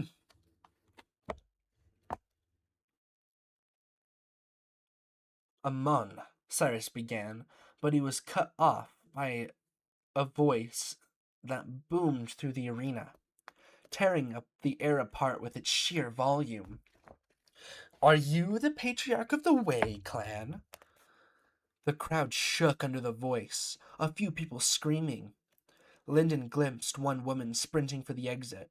That, more than anything else, convinced him that something was profoundly wrong.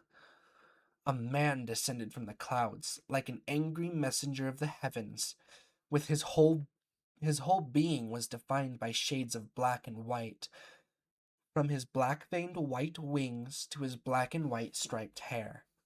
He wore black furs, and diamonds glistened everywhere he could fasten jewelry.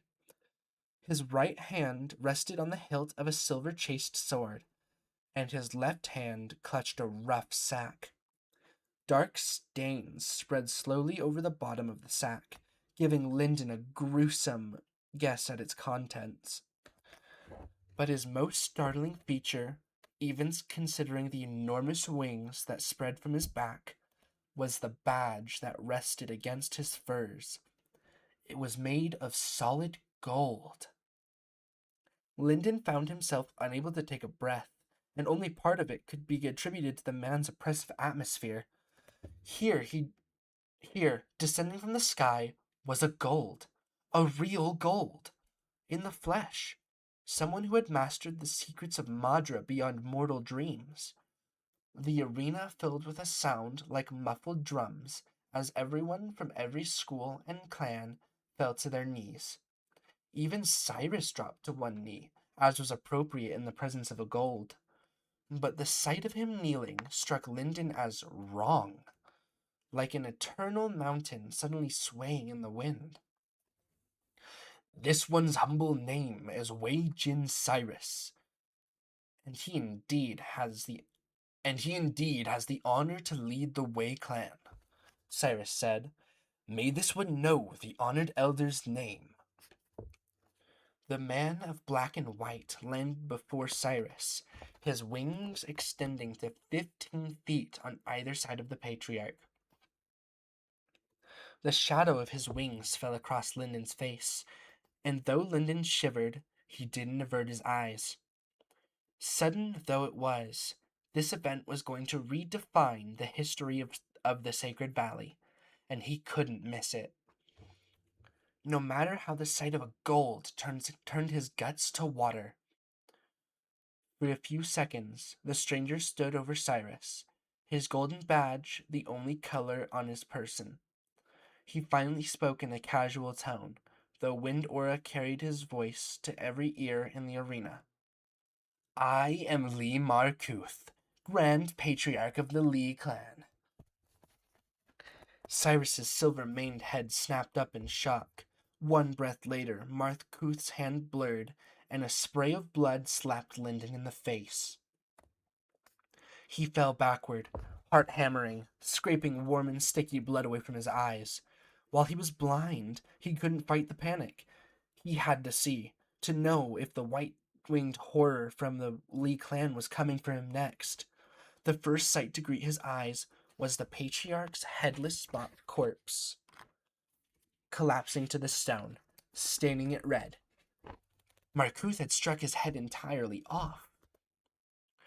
The sins of the father passed to his sons, and the sins of the mother passed to her daughters, Lee Markuth intoned, wiping blood from his fingers on his dark furs. To pay for the evil of your clan's founder, every beating heart from every living Wei descendant would not be enough, so I will settle for 2. The Grand Patriarch spun around, thrusting his clawed hands into empty space. Slowly, Wei Jin Cyrus's body dissolved into foxfire. Even the blood on Lyndon's face flared with heat before dissipating, revealing itself as a forged dream. Light lurched, and the patriarch appeared out of nowhere. His head was attached, but now his chest was impaled on the Grand Patriarch's fist. Cyrus tried to speak, but Lee Markuth tore his hand back, clutching what must have been the other man's heart. Blood dripped from the Grand Patriarch's gore-soaked fist. Out of tricks, the Wei Patriarch fell to the stage and died. Markuth opened his fist, and a heart dropped on top of the corpse with a splat. 1 heart, and I will collect the other in time. Black and white wings folded up behind the Grand Patriarch, trailing him like a leather cloak. A white and purple remnant began to peel itself from the Patriarch's corpse, but Markuth crushed it beneath his heel, and the Madra dispersed. He looked straight at the box containing the elders from the clans and the guests from the 4 schools. I believe in solving my problems directly. Let it be known that I intend to claim the whole of Sacred Valley as my personal territory. If there are any challengers, step forward now. All at once, if you please. I will not waste my entire night fighting every jade in the valley at once. Markuth lifted the bag that he had held in his left hand since he descended, upending it over the stage. A pair of heads fell out, leaving a trail of blood as they rolled on the pale stone. He tossed the empty sack aside, but Lyndon's gaze was fixed. One of the heads belonged to a man he'd never seen before. Hi, Santi. Welcome in. How's it going?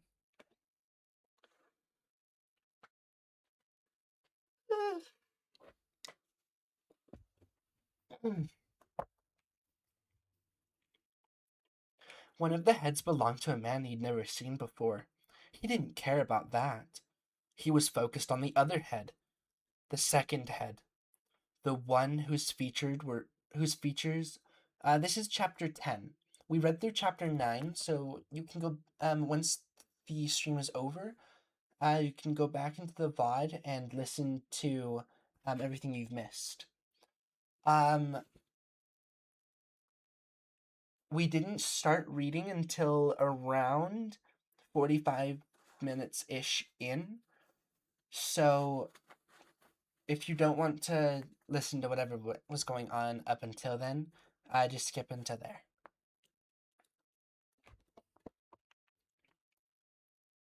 He was focused on the other head, the second head, the one whose features were veiled in long hair. Long brown hair. His body shivered uncontrollably, Madra racing through his veins in a pattern unrestrained.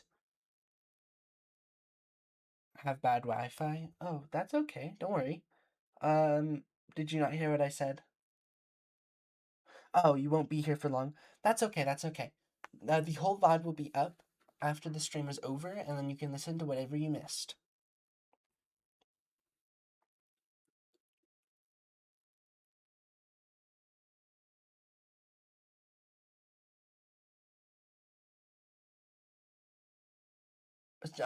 Sorry, was that nope to responding with what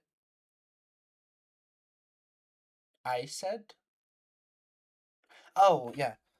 Um, this is chapter 10. We read chapter 9 already, so once the stream is over, you can go back into the VOD and re-listen to it.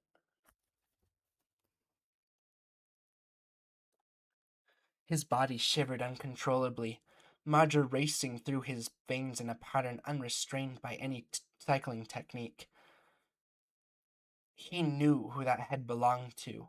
He didn't need to see the face. He knew. The world took on a feeling of unreality, as though he'd been struck by Kelsa's empty palm. It was too absurd. Just this morning he'd been preparing to fight a bunch of children, and now golds were descending from the sky? His mother was dead? It was stupid. That's what it was. Idiotic and ridiculous. The world didn't work like this. The world made sense. Only dreams operated without rules or reason. And even his insane dreams of singing flowers and dancing clouds made more logic than this. Jades began to gather at one end of the stage, old men and women from Kazan and Wei gathering together, mingling under both banners. They argued fiercely, none daring to walk up on stage, but they did gather. In ones and twos they hurried together, banding together to fight and die with pride. Thank you for the 3 stream streaks, Auntie. I appreciate it. Oh, my eye is twitchy. Not all Jades joined them. Some stayed in the stands on their knees. Markuth laughed, shaking droplets of blood from his fingers. Is this it, then? Don't hold back. Come up, I won't begin until you're all ready. I told you I like your reading? Well, that's very kind of you. I'm glad. Hatred boiled up in Lyndon, and he found himself wishing he could join the Jade Elders. Even a gold was an immortal. In fact, the idea illuminated his soul like a sunrise. Lee Markuth might be even more dependent on his Madra than any ordinary person. If the legends were true, gold bodies were partially made of Madra, like a remnants. What would an empty palm do against such a being? Lyndon would die landing that blow, but that wasn't worth consideration. He'd grown up with stories of mythical heroes who were killed trading strikes with a blood rival. 700 more and you won't 700 more and you won't like what I'll do? Oh, I know what you're talking about. I'm guessing it's the aura. You actually missed it earlier. Lucy redeemed one.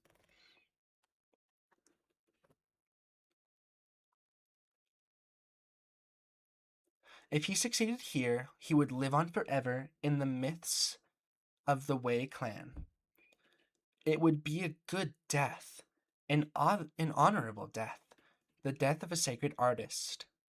If even the empty palm wasn't enough, Lyndon had one more card to play. The Hornet remnants were still sealed in their jar beneath the stage, waiting for him to release them. If they could distract a gold for even a breath, that's what happens to me for arriving late. Yeah, but it's okay. We're glad to have you here now. If they could distract the gold for even a breath, even the fragment of an instant, Lyndon's life would be well spent. This sense of unreality crashed in on Lyndon once again, shattering his beautiful delusion. What was he thinking? Here he was, Wei Shi Lyndon the Unsouled, considering throwing his life away in a battle against a gold. I'll not watch all the stream. I want a surprise. You want a surprise for the aura, I'm guessing?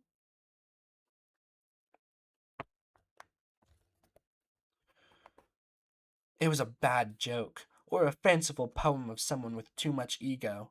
He couldn't do anything. He would only die with no plan or purpose whatsoever. For the aura, yeah, fair enough. I believe, let me do a little bit of math real fast.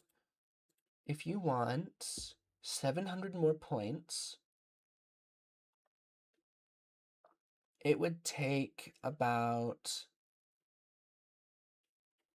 um,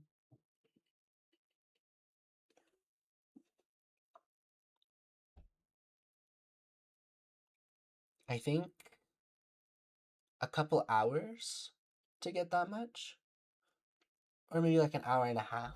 So you might be able to get it before I end stream.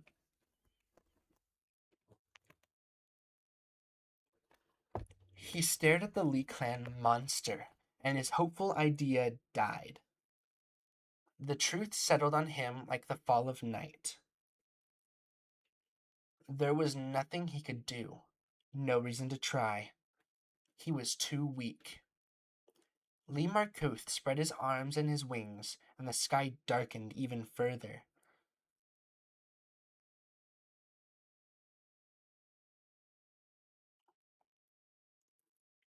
Until, oh, let me restart that. I got distracted by chat.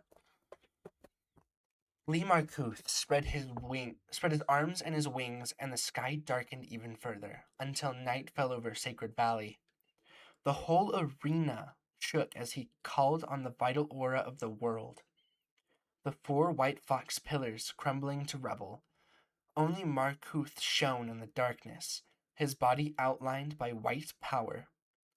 The world is wide outside of your narrow paths, he said, even as the crowd of jades prepared their techniques.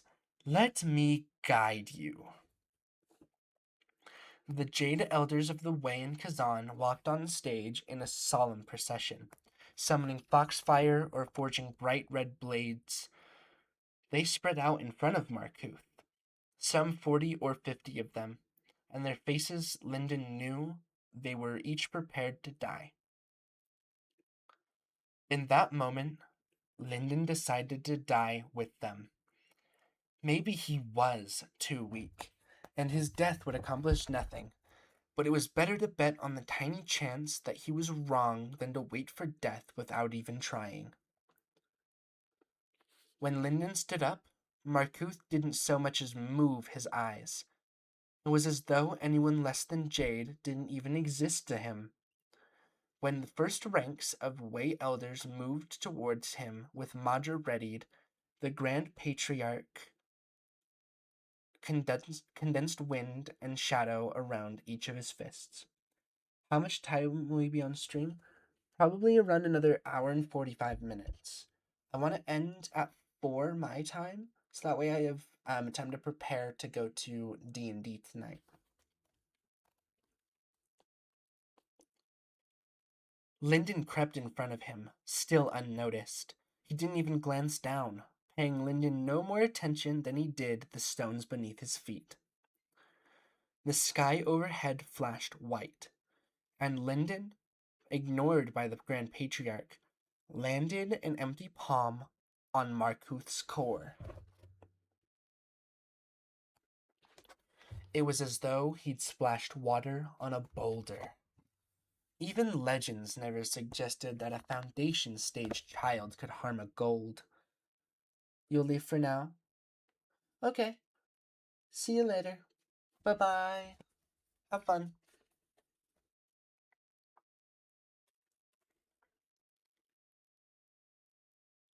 It was like a fly attacking a tiger. No, attacking a mountain. If everyone at the foundation stage in all of Sacred Valley joined hands and pulled their madra, they couldn't do so much as ruffle the clothes of the Grand Patriarch of the Lee clan. Lyndon should have known better. He should have remembered his place. His force vanished uselessly, and Markuth backhanded him in the midsection. Even in the end, he didn't give Lyndon a single glance. The casual slap of a gold struck hard enough to knock him backwards off the stage.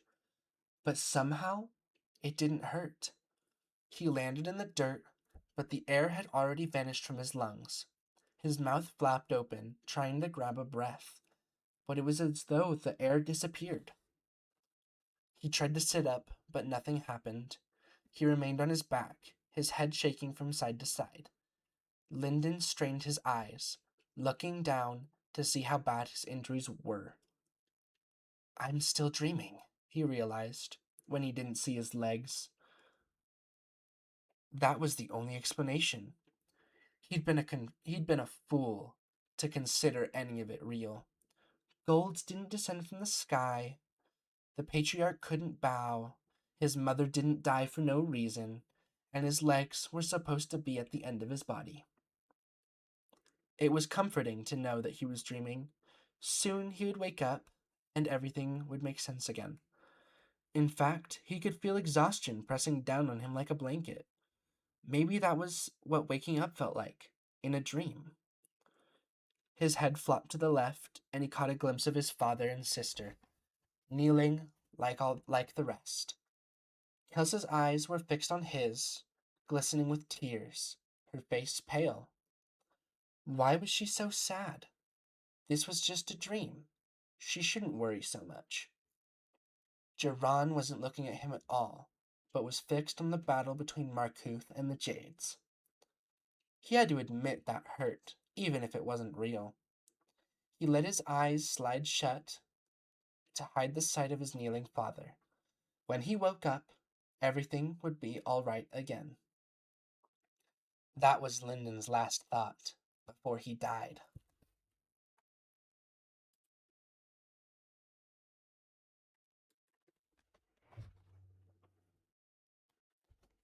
Chapter 11. With the assistance of her presence, Suriel watched her target location from 1,000 kilometers away. The fated arrival point was an empty stretch of forest in the territory of a local clan, one marked by the images of a white five-tailed fox. The Wei clan, her presence informed her, spooling out lines of explanatory text in her vision. She wheeled the explanations away, scanning the area. There was some sort of festival nearby, where children from various clans engaged in combat games. She watched the matches idly for a while, waiting for the spatial violation destined to occur nearby. One boy in particular caught her attention. Tall, broad-shouldered, with a wooden badge and a rough face. He was the oldest of the group, and he won as easily as someone of his size should defeat younger children. The crowd treated him with disdain, but he seemed to carry himself with pride, as though pushing 9-year-olds out of bounds was an achievement. She looked a little deeper, examining his soul. She spotted his flaw immediately. He'd been born with a madra deficiency. That could be corrected, given time, but primitive clans like these often ostracized and marginalized the weak. Only the strong could contribute to the greater good. She ordered her presence to pull up the boy's story, digesting it in an instant. It was as she'd suspected. He was born with nothing, less than nothing, and others increased his burden because of it. Yet today, he still fought. She could admire that. His fate unspooled in front of her, a series of images stringing from one to another. She would have seen clearer images, even branching paths, had she left her eyes functional. But in her current disguised state, this was the best she could do. The boy fights against a relative of his, a young man with long black hair and an iron badge. The boy cheats. releases hornets, ekes out a technical victory. With a bulky brown pack on his back, he bends his head over a scroll, studying a path by candlelight in someone else's home. The same boy, years later, weeping as he earns his copper badge. A man with gray in his hair, he and his wife and their children gather around before a ceremony that sees him promoted to iron. He dies in a dreadgod attack that claims the quarter of the valley, decades hence. Suriel willed the fate away, wiping aside the pathetic collection of images. These would be his dominant fate, and the most likely path for the boy's life. And 1,000 little things could change it. But left to his own devices, he would overcome his handicap and to live a happy and satisfying life, dying a little early. That was all. Her interest waned, shifting as the presence chirped in her mind. Spatial violation imminent. The spot in the empty forest flared red, glowing brighter and brighter. Suriel launched herself from the ledge on which she'd been standing, scattering the air in an explosion as she moved faster than sound. She was late. Predicting events based on fate was an art more than a science, and not her specialty. She had chosen to stay a few thousand kilometers away for safety to avoid undue interference. She'd known it was a risk, but now the event was upon her, and she couldn't arrive in time without tearing the atmosphere apart. And she could bend space to transport directly, but her target might sense the distortion and flee to another world. Even so, she wasn't unduly concerned. Anything this trespasser could do, she could undo. He descended from a Class 6 spatial rift, little more than a slit in the way that was repaired immediately. He watched as he gathered some followers around him. He must have communicated with this world for some time, which would add to his sentence, and decapitated a couple of observers. Their spines were severed cleanly, but she would reverse causality rather than attempt a manual reattachment. No sense taking a risk. As she reduced speed for her arrival, the trespasser fully unveiled his spirit, darkening the sky with storm aura and smashing nearby pillars to frighten the locals. He was going for full dramatic effect. "Is this it, then?" the black and white striped trespasser taunted his enemies. The audio quality had improved now that she was within 24 kilometers. "Don't hold back. Come up.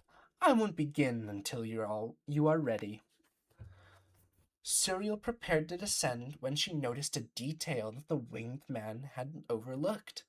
That boy, 15 and clad in white, was sneaking around to the front of the trespasser. He gathered his meager madra together, terror and resolve and muted self-loathing radiating in a psychic wave. With the same move he'd used on the children earlier, the boy drove his palm into the gold practitioner's core.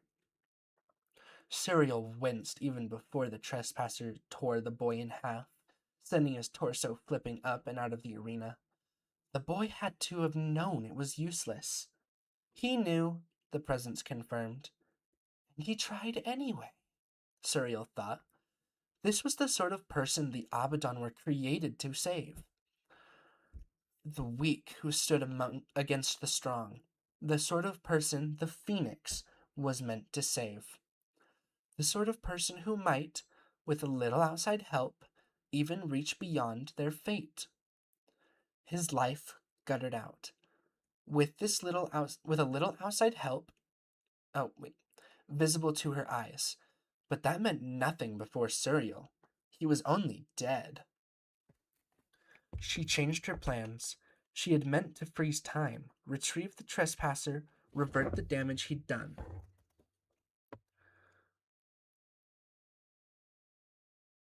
And leave. With a delicate adjustment of memory, the locals would never notice their day had been interrupted. Now she had a goal. Machiel wouldn't be pleased, but this event now fell officially under her purview. She could handle it as she saw fit. And she saw fit to make the trespasser sweat.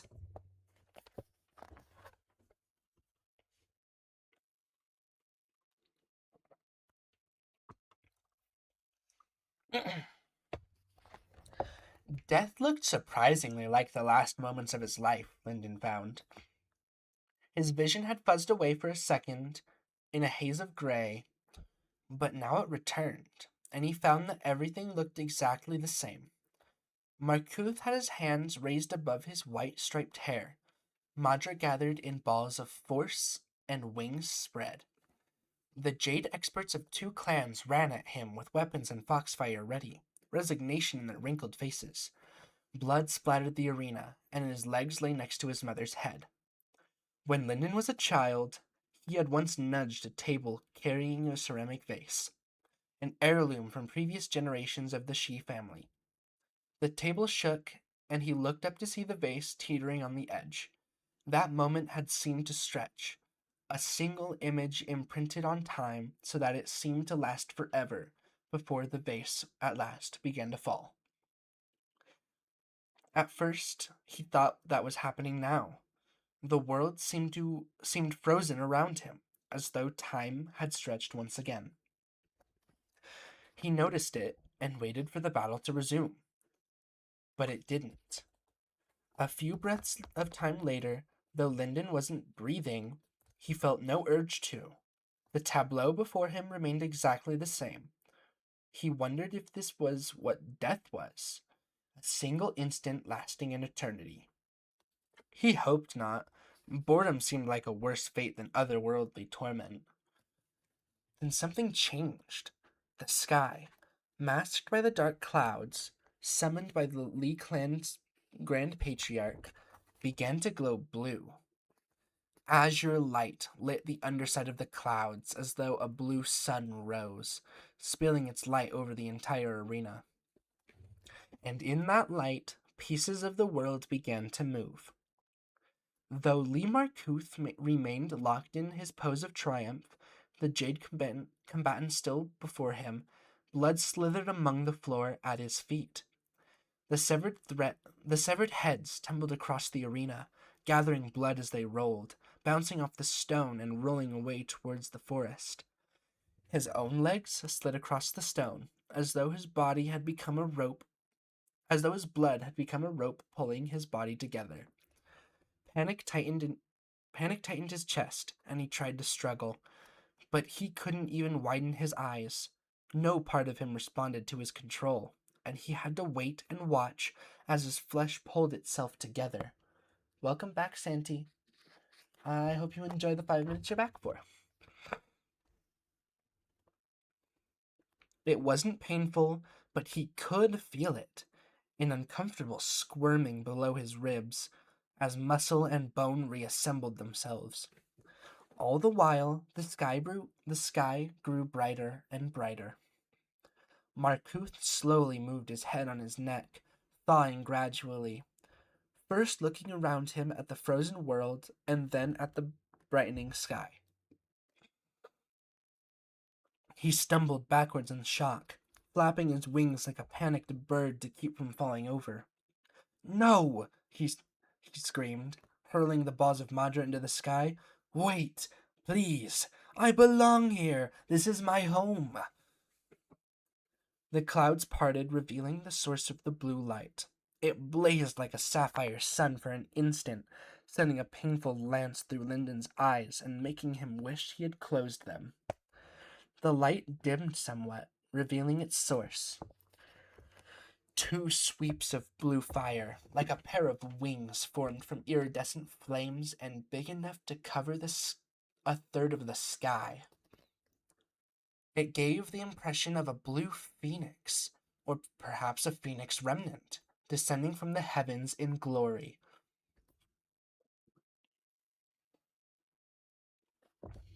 Markuth roared at the phoenix, drawing his sword from his belt. It was shaped like a straight, simple sword, but it fuzzed and flickered, buzzing oddly as if it weren't quite real. The phoenix faded further as it descended until its flames no longer hurt Lyndon's eyes. When he could see again, he made out a person at the phoenix's heart. A woman, drifting down toward them and bearing flaming blue wings. Pardon, 1 second.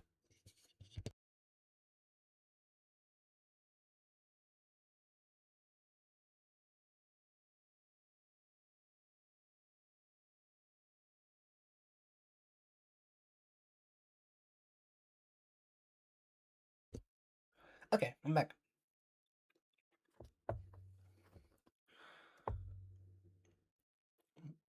Wait, hold on. Beautiful she was, but it wasn't the word that occurred to Lyndon first. The first thing he thought was perfect. It was as though someone had taken a real person and perfected her, smoothing every blemish in her pale skin, arranging her cloud of dark hair so that nothing was out of place. Neither too short nor too tall, too thick or too thin. She looked like the template from which every other human being was wrought. She was so flawless that she couldn't be real, reminding Lyndon forcibly that he was dead now. Maybe she was a messenger from the heavens, here to usher him into the netherworld. That would explain the burning wings. Though, aside from her inhuman perfection, she didn't look like he would have imagined. Her body was sheathed in white liquid armor that around moved effortlessly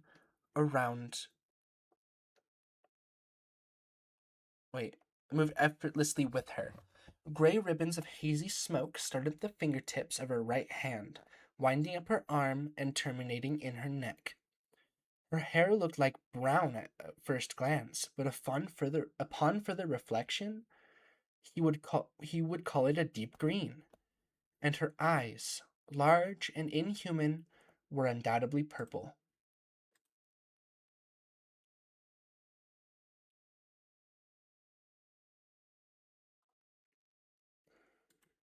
Um, yeah.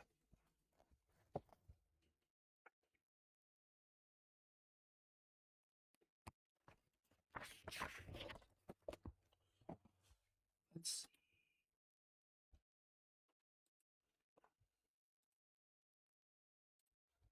1 moment, please.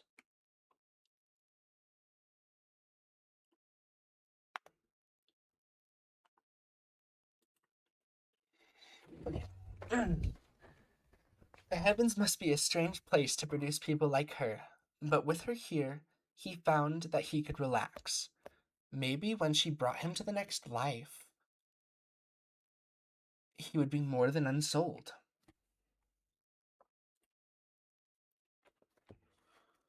Marcuth stood with his chest heaving and a sword in his right hand, but he didn't attack.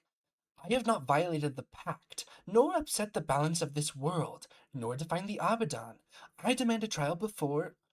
An invisible rope grabbed Lee Marcuth around one ankle, pulling him off balance and dragging him to a point just behind the women.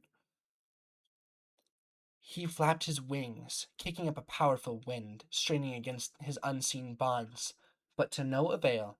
Lee Marcuth, said an impassive voice in Lyndon's mind, you have been sentenced to trial for spatial violation and attempted domination of local inhabitants. You will be imprisoned until the Court of Seven determine a date and location for your trial. A black spot appeared behind the green-haired woman, a point of absolute darkness. It widened so that Lyndon could see a few spots of color within, like a distant cloud of rainbow-colored fireflies. Marcuth continued being dragged backwards, as though that spot had called him inexorably toward it. As the gold came closer to the women, he roared and spread his wings wide, raising his strangely twisting sword. With both hands, he slammed the blade down on her unprotected head, and the force of his madra was such that it pressed against Lyndon even across the arena. The stones beneath her cracked, and wind blew away from the impact. The air rang with the sound like steel on stone. and the woman continued drifting around over the ground, undisturbed. Not a single strand of hair moved out of place, and she never looked in Markuth's direction. He screamed like a child as the darkness swallowed him, slurping up the tip of his sword last. The black hole in the world closed. The woman continued toward him, having never acknowledged the Grand Patriarch of the Lee clan for an instant. From the beginning of her descent, her eyes had remained locked on Lyndon. She reached the ground just before she reached him, her smooth white boots tapping down on the stone. The blue fire wings vanished at the same moment. She regarded him first, then motioned for him to stand. Stand. Don't be afraid. The words sounded strange, as though she were trying a different accent with every syllable, but they were completely understandable. He was surprised enough that she'd spoken directly to him, instead of using the dispassionate, impersonal voice that had sentenced Lee Markuth. Her real voice sounded so different that he wondered if they had even come from the same person. Maybe the words earlier were straight from the heavens. When he realized he hadn't immediately obeyed the celestial messenger, he scrambled to his feet, only an instant later remembering that he should be in agony. He wasn't. In fact, he felt better than he had before the tournament, his spirit restored to full capacity and his body clean and well rested. Lyndon considering dropping to his knees, but she had just ordered him to stand, so he bent in half at the waist. This one thanks you for the attention, honored immortal. Please, how may this one serve you? An afterlife in the service of a celestial immortal was infinitely better than his mortal existence. If there was any truth in the myths, he could still practice the sacred arts now that he'd left his physical body behind. So this might be an unimaginable opportunity. Death could well be the very best thing that had ever happened to him. He couldn't see her face, but she considered for a few seconds before speaking again. Her expression as pleasant and unyielding as a mask. This one would not require so much of you. This one, he wondered, as if she was he wondered if she was mocking him, or if he had somehow offended her. Please, honored immortal, do not speak so to this one so humbly. Humbly. Ah. She considered for a moment longer before clearing her throat. This time, she sounded as though she'd spent her entire life in Sacred Valley. Raise your head and speak freely. I have no patience for the manners of this world. He straightened, taking the chance to look her in the eyes. It was technically rude of him, but she said she didn't mind, and he was willing to take her at her word. Besides, this might be the only time he ever met her, and he was determined to commit her faultless face to memory.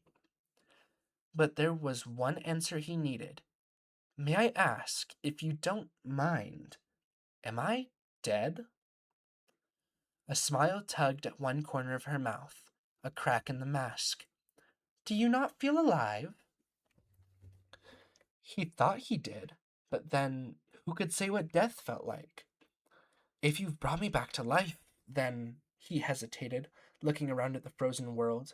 The Jade Elders were stuck rushing forward to oppose an enemy that no longer existed. Purple eyes surveyed the scene, her face pleasant and impassive. Once again, she might as well have been looking over a field of flowers. Lee Markuth was not permitted to return to this world.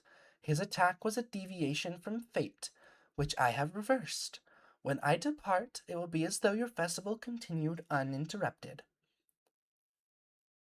What about me? Lyndon asked immediately. You restored me to life. Will I forget this kindness as well? Yes.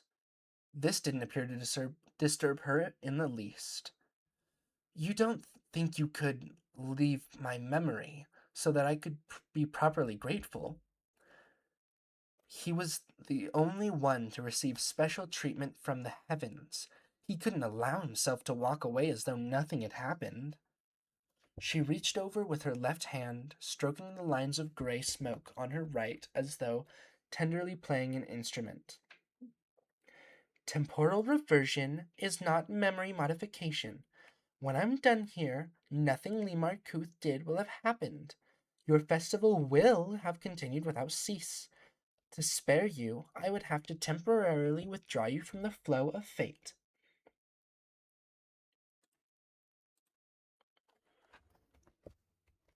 Thank you for your consideration, honored messenger, he said as though his words were a promise. I am ready. Her lips twitched. As he suspected, she was using her neutral expression to suppress a smile. It is not a complex process for me.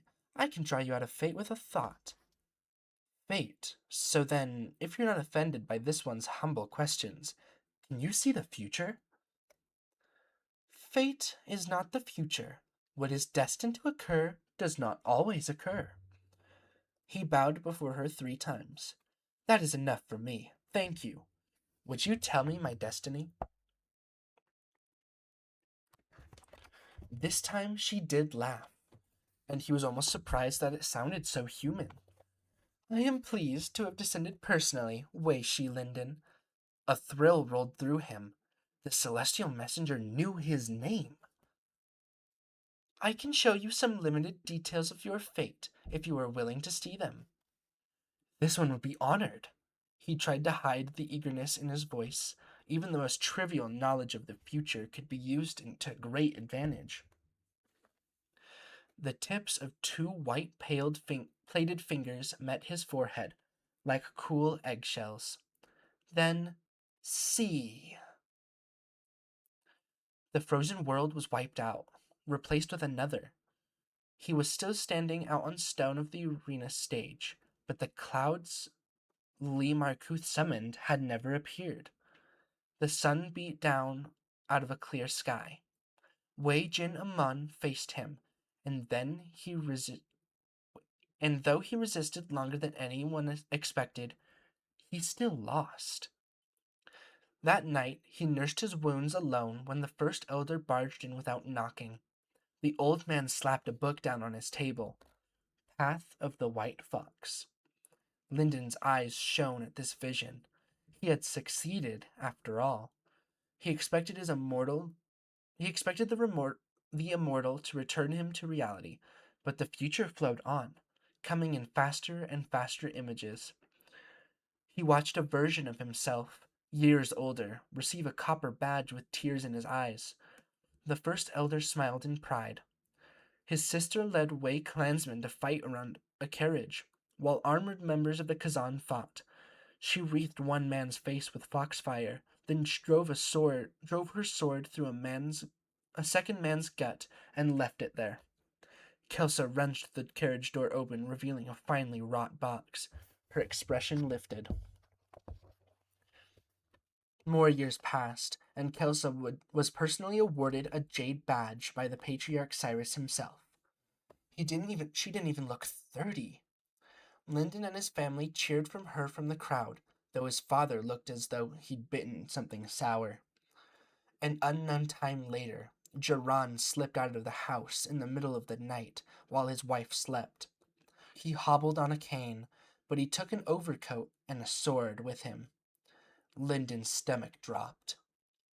The 3 remaining members of the Shi family, wearing white funeral robes, clustered around an iron tablet with Wei Shi Jiran's name on it. Seisha lit the candle herself. More years silently slid by, and Lyndon saw himself sitting on the edge of a roof under the stars, side by side with a girl he'd never met. She had a wide, open smile. He passed her a bottle, and she drank. Now they stood together in the Hall of Elders, both wearing red with a white ribbon tied around their clasped hands together. The first elder said something, and everyone laughed. But the vision Lyndon gazed only gazed only at his new wife. The Linden of the present felt his eyes burn and hurriedly wiped them away. He shouldn't show tears to a heavenly immortal, but unsouled weren't allowed to marry. Time moved on in the blink of an eye. He saw himself cycling in a meditative position next to his son, applauding his daughter as she conjured foxfire for the first time, pouring tea for his wife. Fate, it seemed, was good to him. Was this why a messenger had descended from heaven, to show him the rewards for a young life spent suffering? If so, he welcomed it. He saw himself grow older, his children grow tall. Then Sacred Valley collapsed. The image passed so quickly he almost didn't catch it. A monstrous creature that towered out into the clouds, waded through the mountains like a man through waves, washing over the washing over the valley and burying it in earth. Everything was wiped out in an instant. And Lyndon returned to reality, standing before the white-armored woman. Her green hair drifted behind her, and the ghostly lines leading from her fingertips to her skull flickered with light like swallowed stars. She watched him with that same mask of an expression, though now he saw a tinge of pity in her eyes. His cheeks were wet with tears, and he felt as though his chest had been hollowed out. I, my future, I. Not your future, she said. Fate is only a direction. That is the direction your life would have gone, like a river flowing downhill, had Lee Marcuth not intervened. That is how your story is fated to continue, and how it is destined to end. And now, and now you've undone what he did. Is that still what will happen to me? Her smile was sympathetic, and the pity in her eyes deepened. Her compassion scared him almost as much as the visions, because that meant she knew. It is a good fate. You will only die after a full, rich life. When my home is destroyed! He'd never considered Sacred Valley as home before. Sacred Valley was the entire world. Not every thread is cut. A few survive, and they will go on to join greater powers in the world. She reached over for her lines of gray smoke. This is why I take the memories, Wei Shi Linden. Fate is not considerate. How do I fix it? Linden asked. Her fingers froze on the lines. Taking that as encouragement, Linden continued. There has to be some way to fix it. If it's a direction, then direction can be changed. There has to be some sacred arts or some weapon or... Linden still felt the countless tons of cold earth pressing down on his family. If I were strong like you are, I could change things. This one begs you. Please. Purple eyes watched him, weighed him. Her hand withdrew from the smoky strings, and she paced a half circle around him as though to consider him from a new angle.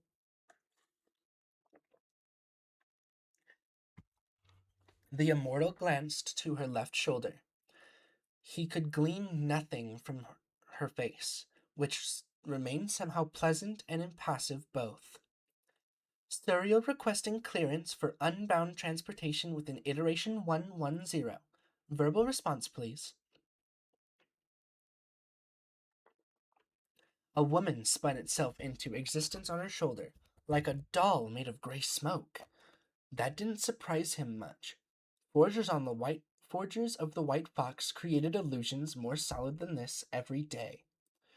The ghost spoke with the all surrounding neutral voice he'd heard earlier. Acknowledged, consulting sector control. Silence reigned as the ghost waited for a response, but Linden was caught by another detail. The celestial messenger had called herself Suriel. He'd never heard the name before, but he filed it away like a scroll in the clan archives. Clearance granted. I would like a tour, Cyril said, with a glance at Lyndon. For what purpose? I'm looking for combatants. Acknowledged.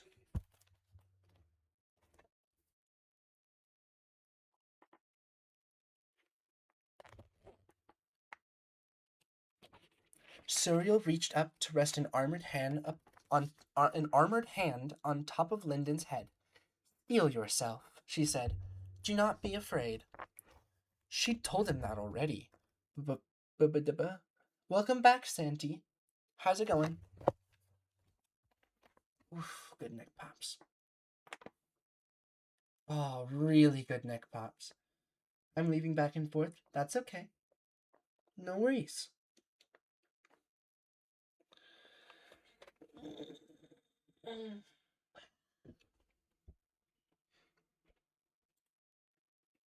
I hope whatever you're doing is going well.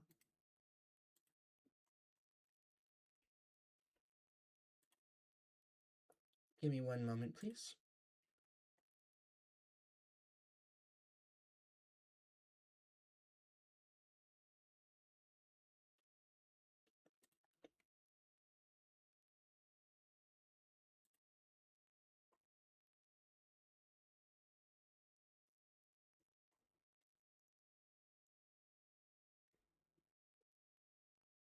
Um, yeah, okay.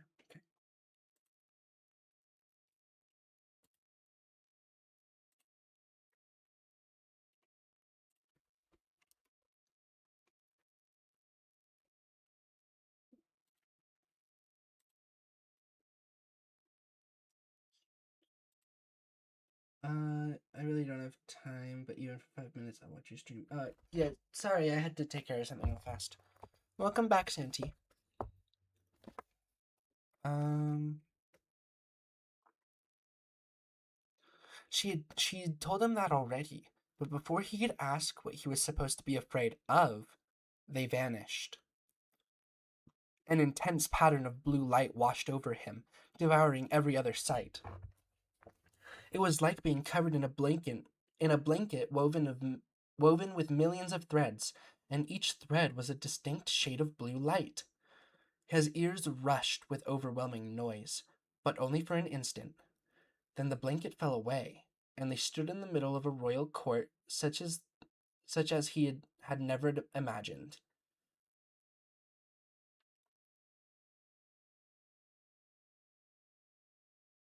Okay, well, I hope whatever you're doing is going well. You're not obligated to be here if you're busy.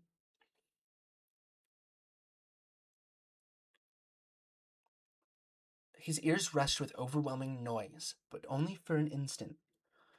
Then the blanket fell away, and they stood in the middle of a royal court such as he had never imagined.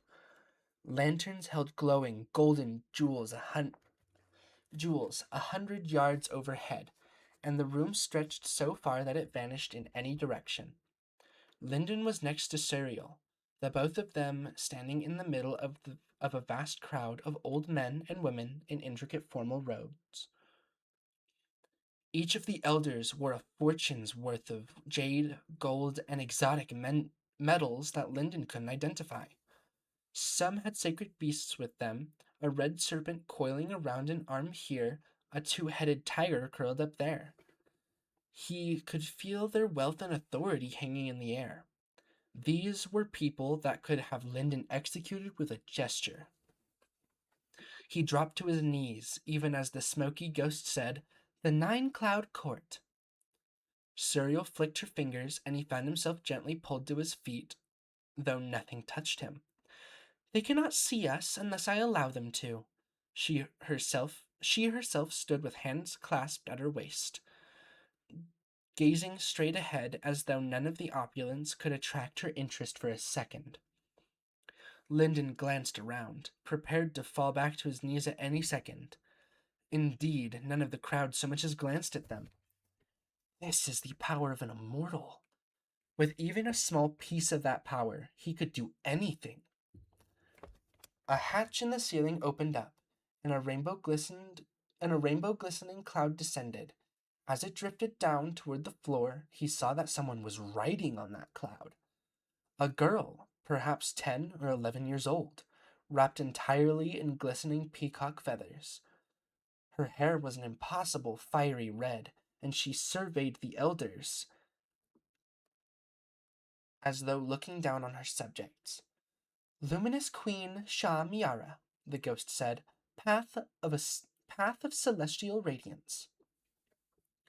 The girl reached out a hand and forged a sword of blinding rainbow light. Kneel, she said, and the sea of people knelt. Lyndon had to focus to keep standing. The blade radiated power and authority, that such that it seemed to affect his soul directly.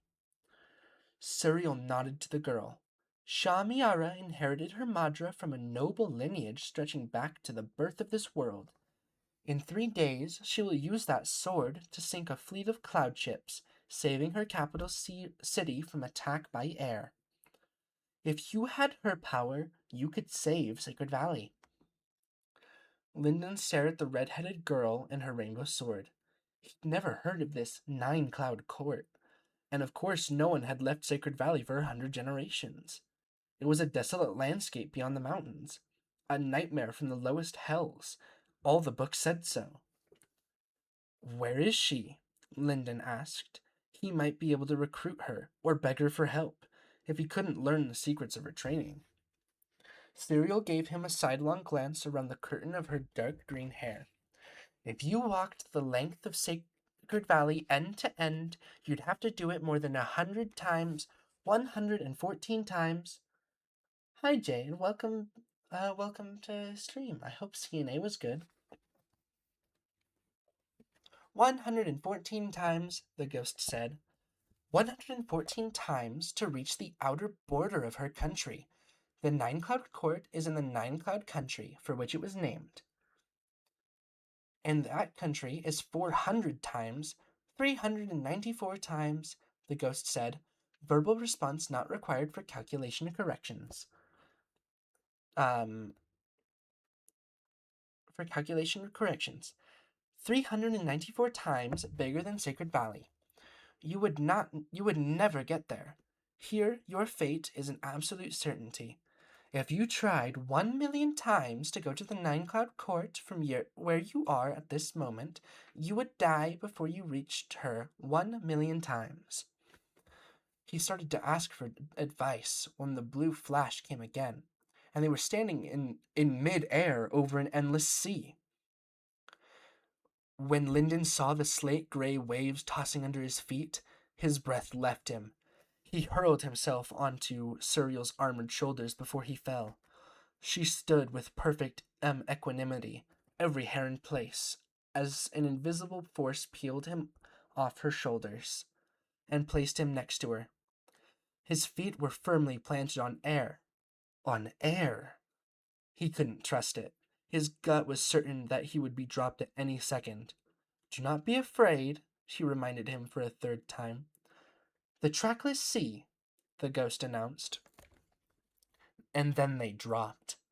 Stomach lurched, and he plummeted into the ocean. He panicked as water closed around him, flailing his arms even as he squeezed his eyes shut. Holding his breath, he'd learned to swim in the Dragon River, as any Way child did. But it rarely ran deeper than his shoulders. Breathe, Cyril commanded, and he realized he was still dry.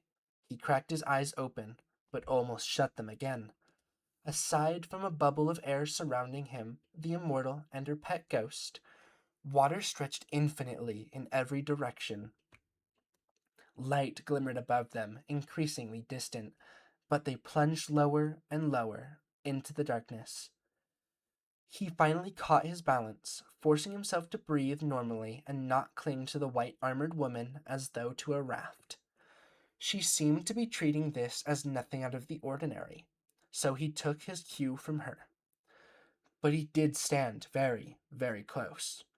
Not only was he trusting her to save him, she was the only other person in this world of black water. As they fell, Lyndon saw that they weren't alone after all.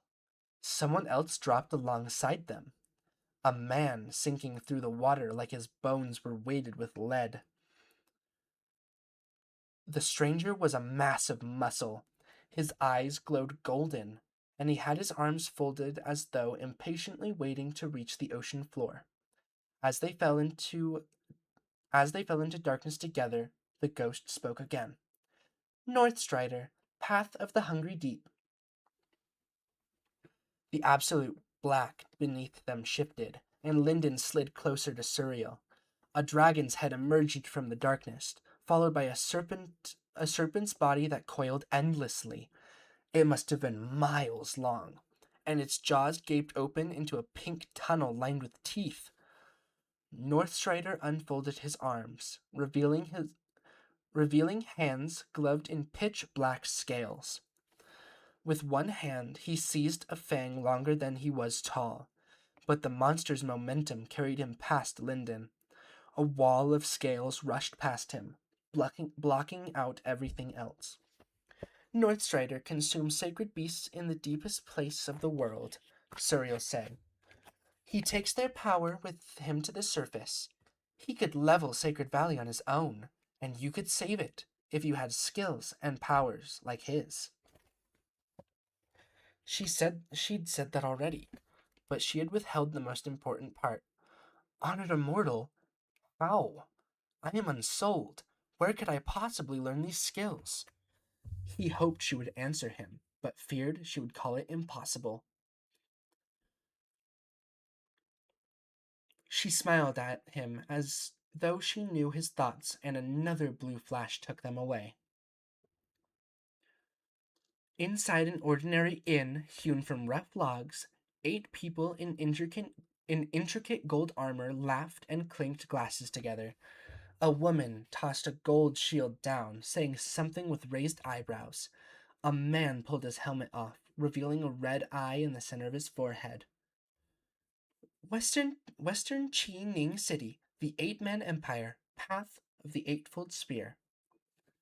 These 8 call themselves an empire because they conquer wherever they roam, Suriel said, striding through the room.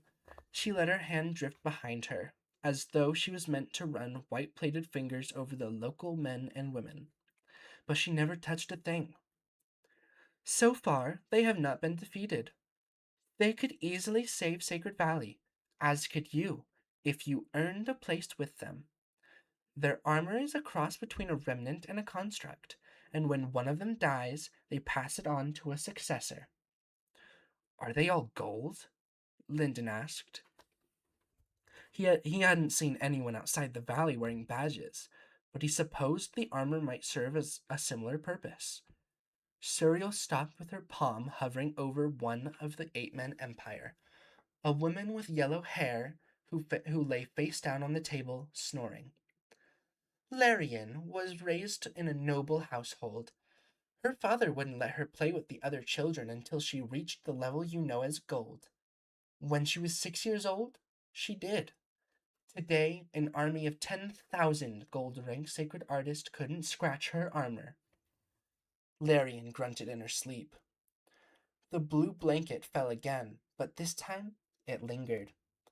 He and Suriel drifted in a blinding sapphire void. She stood in the same position as in the inn, arm outstretched as though to deliver a blessing. Her visage was all the more inhuman for the green hair and seamless white armor. Without turning around, she spoke. You have 20, maybe 30 years before disaster strikes. An average of 28 years, 7 months, 4 days, the ghost put in. Verbal response not required. She turned to face him, arms still raised. I have shown you some of the most powerful sacred artists in the world, on 3 very different paths. What do they have in common? They're incredibly strong, he said. He hadn't seen much from the girl in the court or the 8 in the tavern, but the man fighting a sea dragon barehanded had definitely caught his attention. Suriel's expression told him nothing, but she flipped her hand palm up. They have nothing in common, save their commitment. They each have different motivations, different goals, different levels of talent. but all of them pursue the sacred arts with absolute dedication. Lyndon met her gaze with resolve, drawing herself up to his drawing herself drawing himself up to his full height. He was taller than her, he realized, though it made him feel somehow wrong. I am dedicated. Are you? Are you?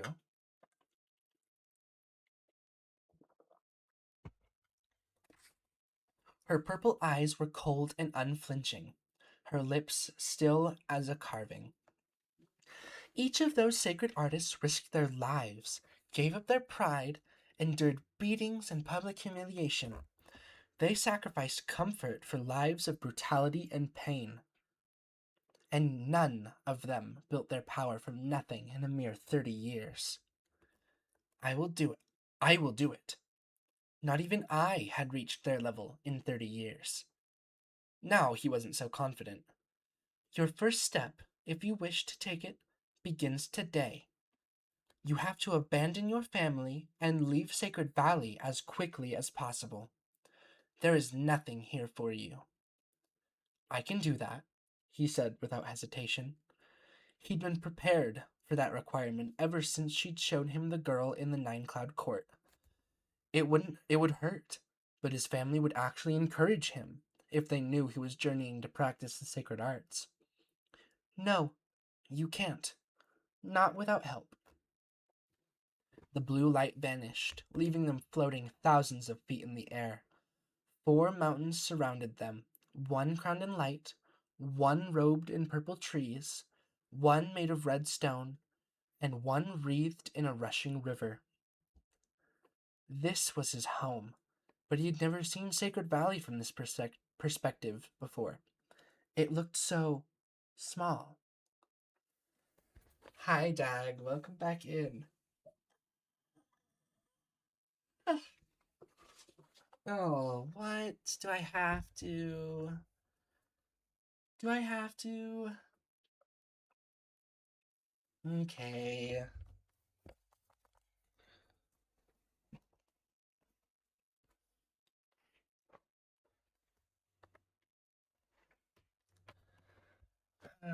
All right. Let me drink a little bit of water and then I'll do it.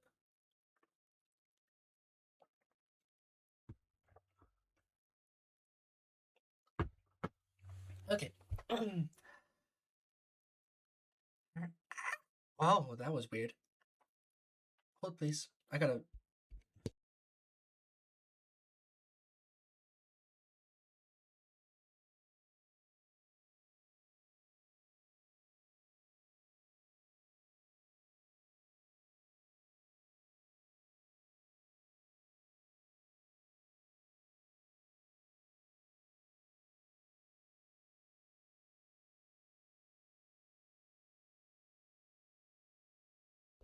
All right.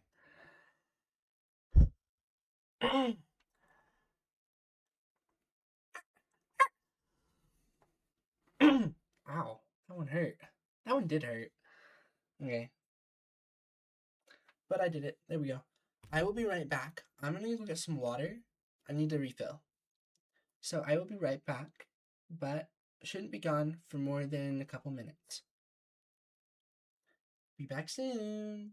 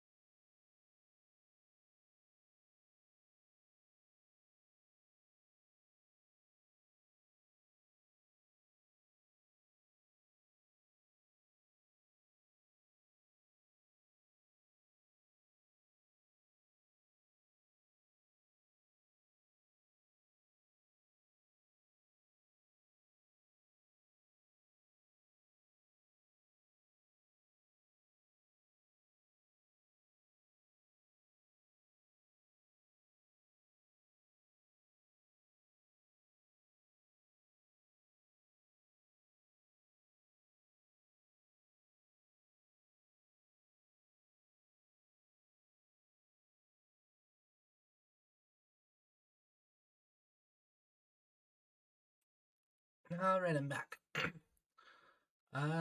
Sorry, that took a bit longer than I was expecting. I had to take care of a couple of things with my family real quick. And I had a brownie. It was super yummy. And here we are. Back we go.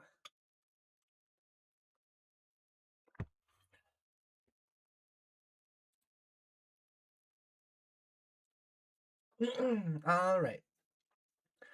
So, where did I leave us off?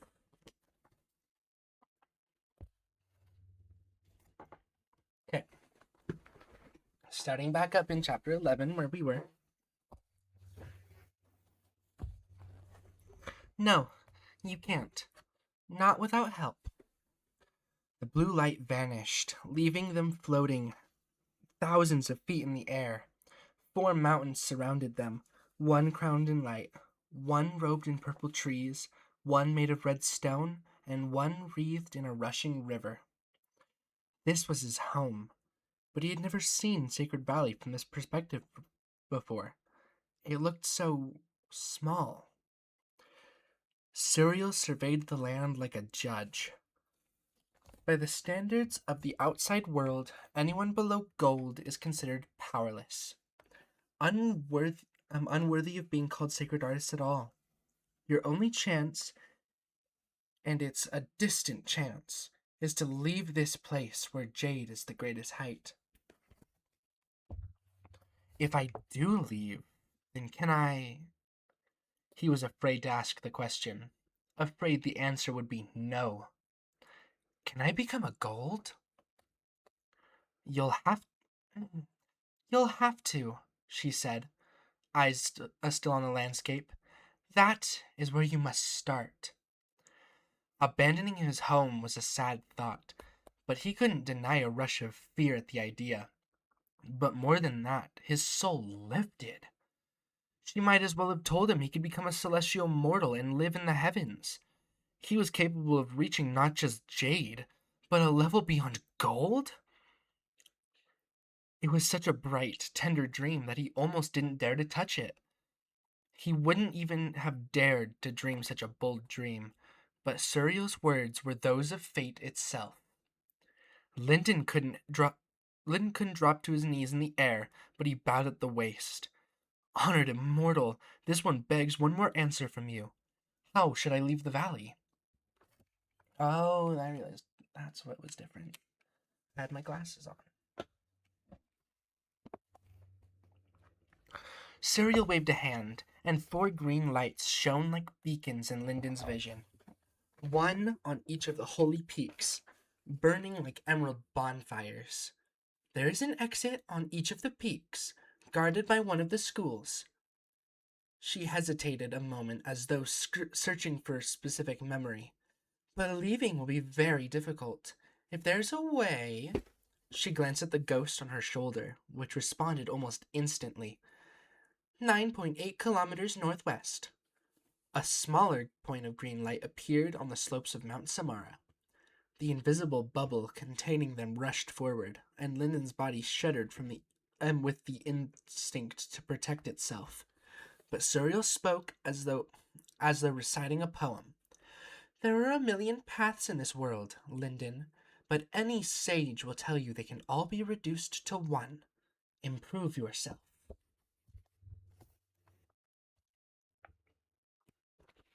Lyndon was still somewhat worried about offending this visitor from another world, but he dared to say, that doesn't sound like enough. The mountain rushed closer as they descended into its shadow. It's been my path for longer than you would believe. Do you think anyone dares to attack my homeland? Near the peak of the mountain, where patches of snow still lingered in the summer heat, and where I can speak. Where patches of snow still lingered despite the summer heat, and where the enormous halo of light seemed close enough to touch, there was a deep chasm. Without hesitation, Suriel directed them down into the darkness. At the bottom of the chasm, there stood a girl with a lean, ragged look, of a wandering warrior. She was perhaps his age, with the look of Sacred Valley about her, the pale skin, black hair, and dark eyes that characterized visually every clan. But the sacred artist's robes she wore were black, which fit no clan or school he knew, and she carried a sword on her hips, but no badge. Her hair was cut absolutely straight, as though sliced with a razor, and she wore a coil of thick, bright red rope wrapped around her waist like a belt. She had obviously been treated roughly. Her robes were torn and stained, her hair frayed and matted, every inch of her skin covered in layer after layer of razor thin scars. Most of those scars had to be years old, but some were obviously pink and fresh. She stared death down the chasm, sword gripped tightly in both hands. At first, Lyndon thought she was glaring at him, but a glance behind him told him the truth. She was cornered by enemies. The Heaven's Glory School of Mount Samara wore white and gold. Each of these young men and women had badges of iron around their neck. There were 8 of them, 2 with spears, 2 with swords, and 2 who carried weighted nets, and 2 whose hands glowed with light. Mount Samara, the ghost announced. Yeren, disciple of the Sword Sage, path of the endless sword. Suriel's boots crunched in the snow as she walked forward, though she left no footprints. She might not have the skill to save Sacred Valley, but she can help you leave it. With her guidance, you may both leave this valley alive. She, too, has a fate that needs changing. The girl stepped forward to fight. Blue flashed, and an instant later they were standing amid the arena of the 7-year festival. But Lyndon fixed the image of the black-clad girl in his mind. Yeren, disciple of the Sword Sage. She was his path forward. The Heaven's Glory School would never allow him access to the mountain, which only meant that he had to find another way in. Suriel lifted into the air again, surveying the frozen sacred artists beneath her with that same pleasant mark of an expression. She spoke to Lyndon without looking at him. If I let you keep these memories, it will change your fate. If your life will be harder and most likely shorter, you have one last chance. Would you forget or remember? He should spend longer considering such an important decision, but he'd already made up his mind. I would never choose to forget you, honored immortal, Lyndon said with a bow. You restored my life. She smiled at his words, though she still examined the still tableau beneath her. White armor fingers White armor fingers strummed the smoky chords on her right hand. Then watch closely. This is a rare sight. Blue flashed, covering everything, and time ran backwards. The Jade Elders who'd rushed up on the stage now reversed themselves, returning to their seats. The sky overhead cleared up. The pillars crumbled upward, rebuilding themselves from rubble until the illusions of Elder Whisper danced on them again. Only those she had already repaired were accepted. The patriarch, his body rebuilt, stood on the side until she pointed at him. As though carried by invisible strings, he drifted up onto the stage, assuming a pose with hands in the air. She'd already cleaned up the severed heads, for which Lyndon was grateful. If she had returned him to life, surely she had resurrected his mother as well. Soon, the world was as he'd left it, before reality had gone mad. The ancient golds descended from the sky, followed by celestial messengers. She had done everything. She had undone everything, given them a fresh start. He bowed again, with no other way to express his gratitude. If he lived for 1,000 years, he would never be able to repay such a debt. This one thanks you 100 times for the guidance, honored immortal. Will this one ever have the chance to return some small measure of your kindness? Around him, the day still crawled in reverse as Cyriel's hands danced in accordance with some sacred art. She still spoke to him while regarding her handiwork. I will give you a token so that I may find you easily, wherever and whoever you are. When the time comes, I will return for you. If you're lucky, you might be able to ascend to a higher world. Do you mean the heavens? Lyndon asked. With you? Suriel turned to face him, green hair falling to frame her pale face, and finally the world was still again. This time, everything was as it had been only a handful of hours before. The patriarch of the Wei clan stood in the arena, disapproval on his face. The crowd shouted in the stands. Wei Jin Amon crouched with his spear, ready to do battle. Even the sun had reversed its course, shining golden in the late afternoon. Among it all, the celestial messenger stood out, her purple eyes glowing brighter. My organization, my organization has a name for this world, Wei Shi Linden. We call it Cradle. It's where we keep the infants. She reached out and dropped something into his hand, a glass bead, slightly bigger than his thumbnail, with one blue candle flame trapped inside. The flame burned evenly as he turned it in his hands. This is my token. You cannot use it to contact me, but I can sense it across worlds and beyond time. Apologies, honored immortal, but what if it breaks? It was glass, after all.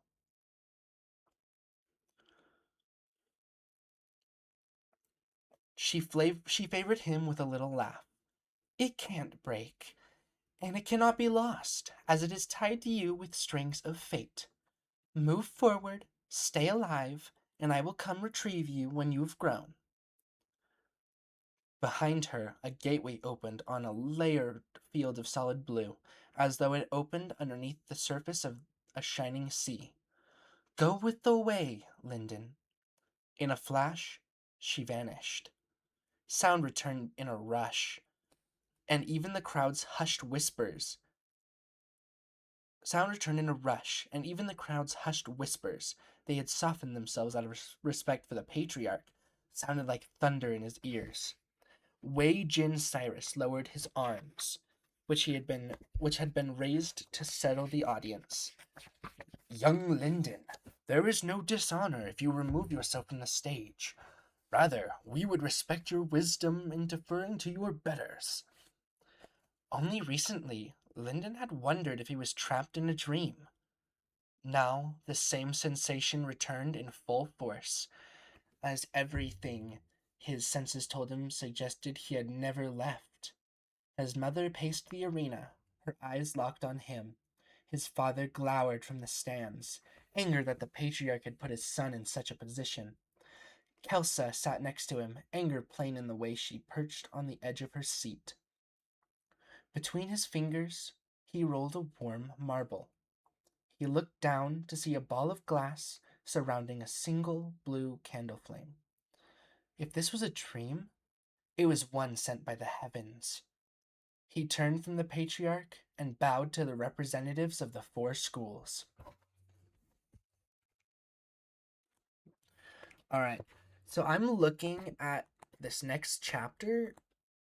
It is 1, 2, 3, 4, 5, 6, 7, 8, 9, 10, 11. Bookmarking. I lost my track. 1, 2, 4, 6, 8, 10, 12, 13, 14, 16. It's 16 pages, and that last chapter took us about 45 minutes to an hour to read. That one was, I believe, longer than this one.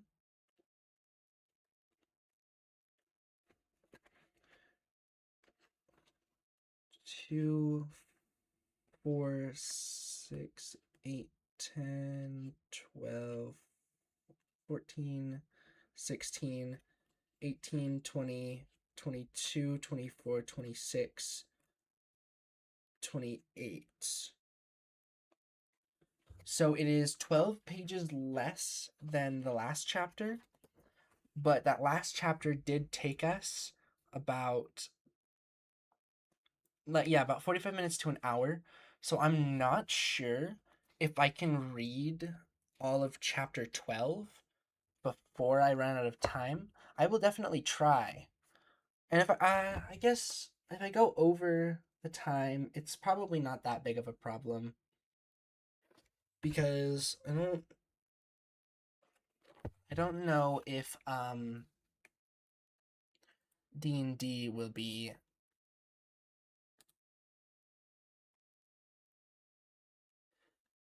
until 6 tonight. It might not be until 6. So, I maybe I will um if anyone in chat is here, what do you guys think? Should I read the next chapter? I think if I do, I will have time to finish it. I just will be a little bit later ending than I was originally. Oh, hi. Hi, mistress. Welcome back. Why bite though? Biting's not nice. You shouldn't do that. Um, but yeah, your thoughts on if I should read chapter 12 would be good.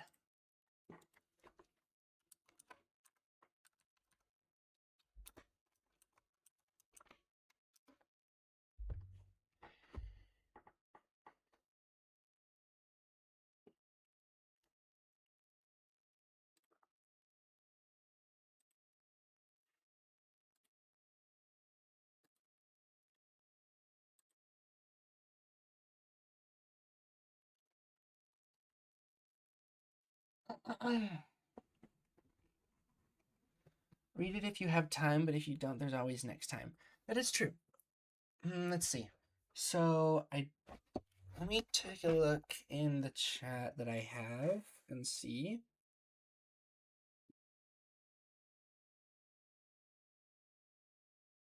Oh Lord, one of my friends got a mullet.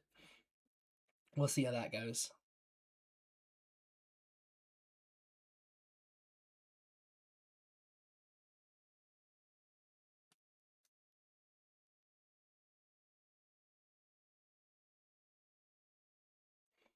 I don't think anyone said anything on when. Huh? What? What are you talking about? I didn't do anything. It's fine. I guess someone doesn't want walkies. What? No, I definitely. What? Hold on.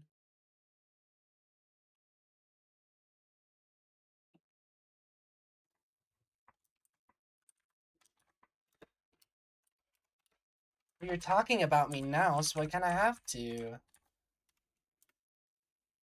Hmm.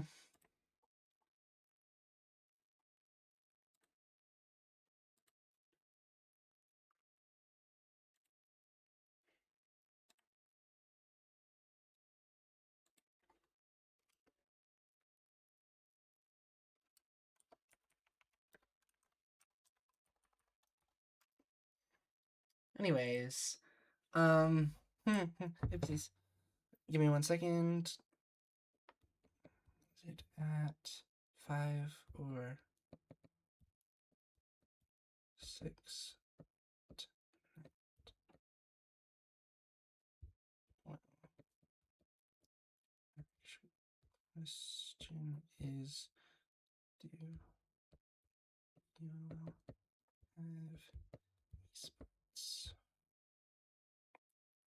Okay, I've asked.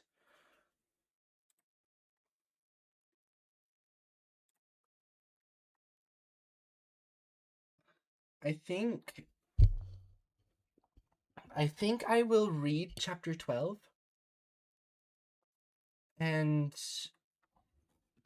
it should be fine. It should be fine. It should be fine. Or maybe not. It is almost already been 4 hours.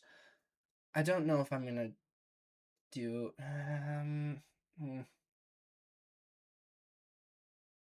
I think I'll save chapter 12 for next time. I guess I kind of did lie up here. Uh so for next time it will be chapters 12 to 14 or 15 probably. I did not expect chapters 9, 10, and 11 to take so long. Because, yeah, chapter 12 is pretty decent length. Chapter 13's it's kind of short, actually.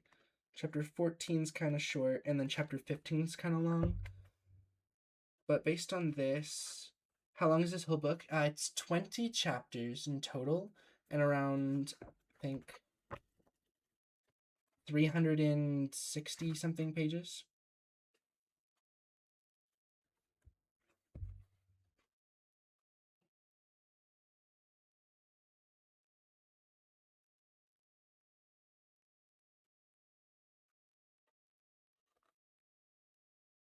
Yeah, 371 pages.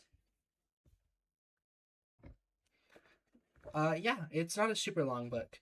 None of the books in this series are like too terribly long. The longest one is the final book, and it's like almost 600 pages, so it's not super long. I do think that is where I'm going to end book reading for today, though. We made it through to chapter 12, which we will start next Thursday, or if another situation like what happened on Tuesday with Hogwarts happens again, we'll read chapter 12 while we have to wait for technical difficulties. But I doubt that'll happen, so I doubt we'll need to. You'll hug me? What is that supposed to mean?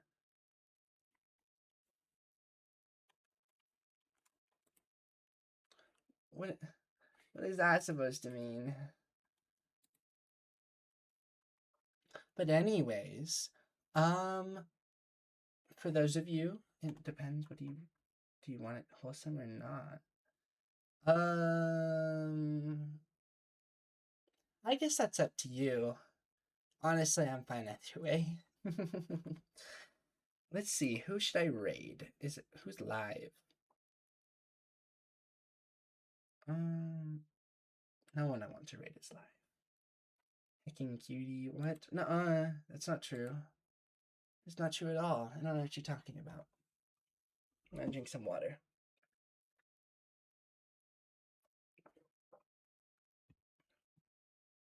I don't, but I don't wanna. I don't wanna bike. That's what. Why?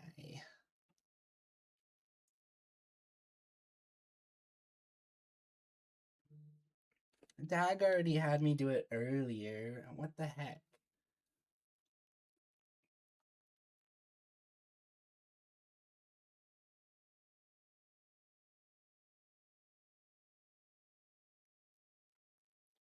Fine. Okay. It's stretching. All right.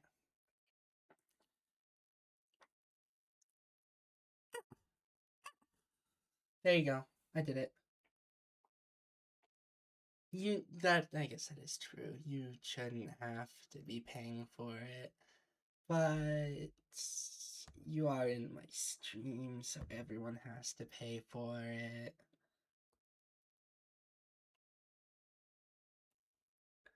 Well, okay. If I'm gonna be honest, my mom's office is right above me, and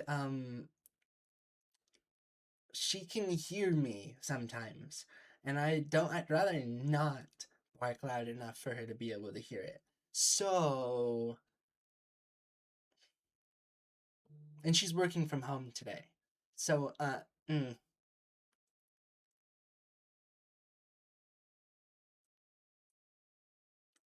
what is this knowledge you are boasting about? I'm scared.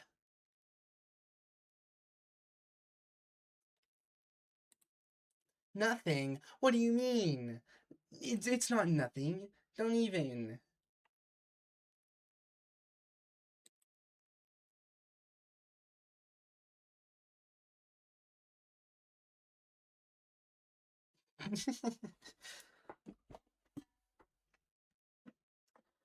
Well, no one that I want to raid is live right now.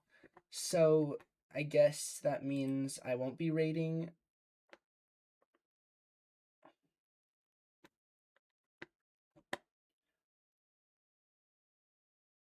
Yeah, I guess.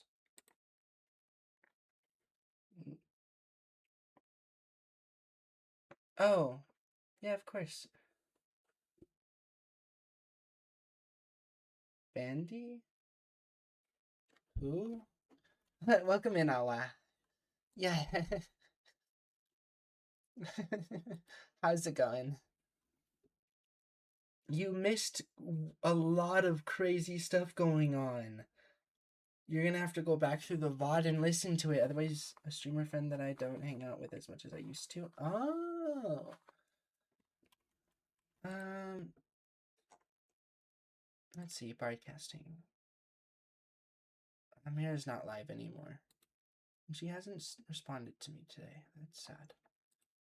Um,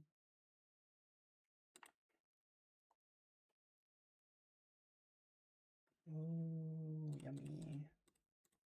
Uh, Barco is live? I could raid Barco. How am I not followed to Barco? Barco the Shark.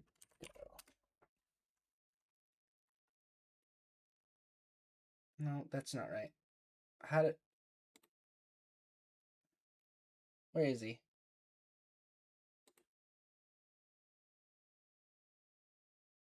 Are you sure Barco's live? I didn't see it in broadcasting.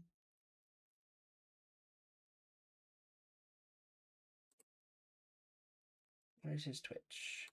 Oh, it's Barco underscore Sharko. That makes more sense. Start. Oh, he just started streaming. Okay. Um,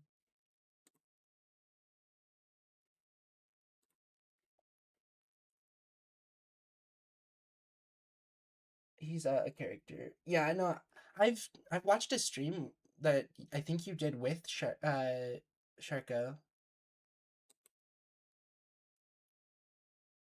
No, I never figured out what you and Missy were talking about tech. Never figured it out. It's whatever though. Okay. Slash raid Barco underscore Sharko. Yes. Okay. Well, that was book reading stream, everybody. I hope whoever was able to be here for the whole time. I hope you had a great. I hope you enjoyed the reading. Here is the raid message, and for those of you who have a sub, here is the sub raid message. I will copy and paste it back into the chat for you because sometimes it doesn't want to work. Copy my message. Do not copy Stream Elements message. But yeah, I should be live again this Saturday. After I need to change the thing on my schedule. I should be live around 3 or 4 ish my time. If you want to get streamer bot or something, let me know. I would love that. If I can get a like tomorrow or something, because I'm gonna be busy the rest of today. Tomorrow, if we could do that, I would very much appreciate it. But yeah, so the normal raid message has sub emotes. It shouldn't. Nuh-uh, there's no way. Is this a sub emote? No, it's a follower emote. Okay, Well, anyways, I'm going to be streaming again this Saturday. We'll be playing Lovecraft and hopefully finishing the run. I hope you guys enjoy the rest of your day. Have a great rest of... Yeah, bye!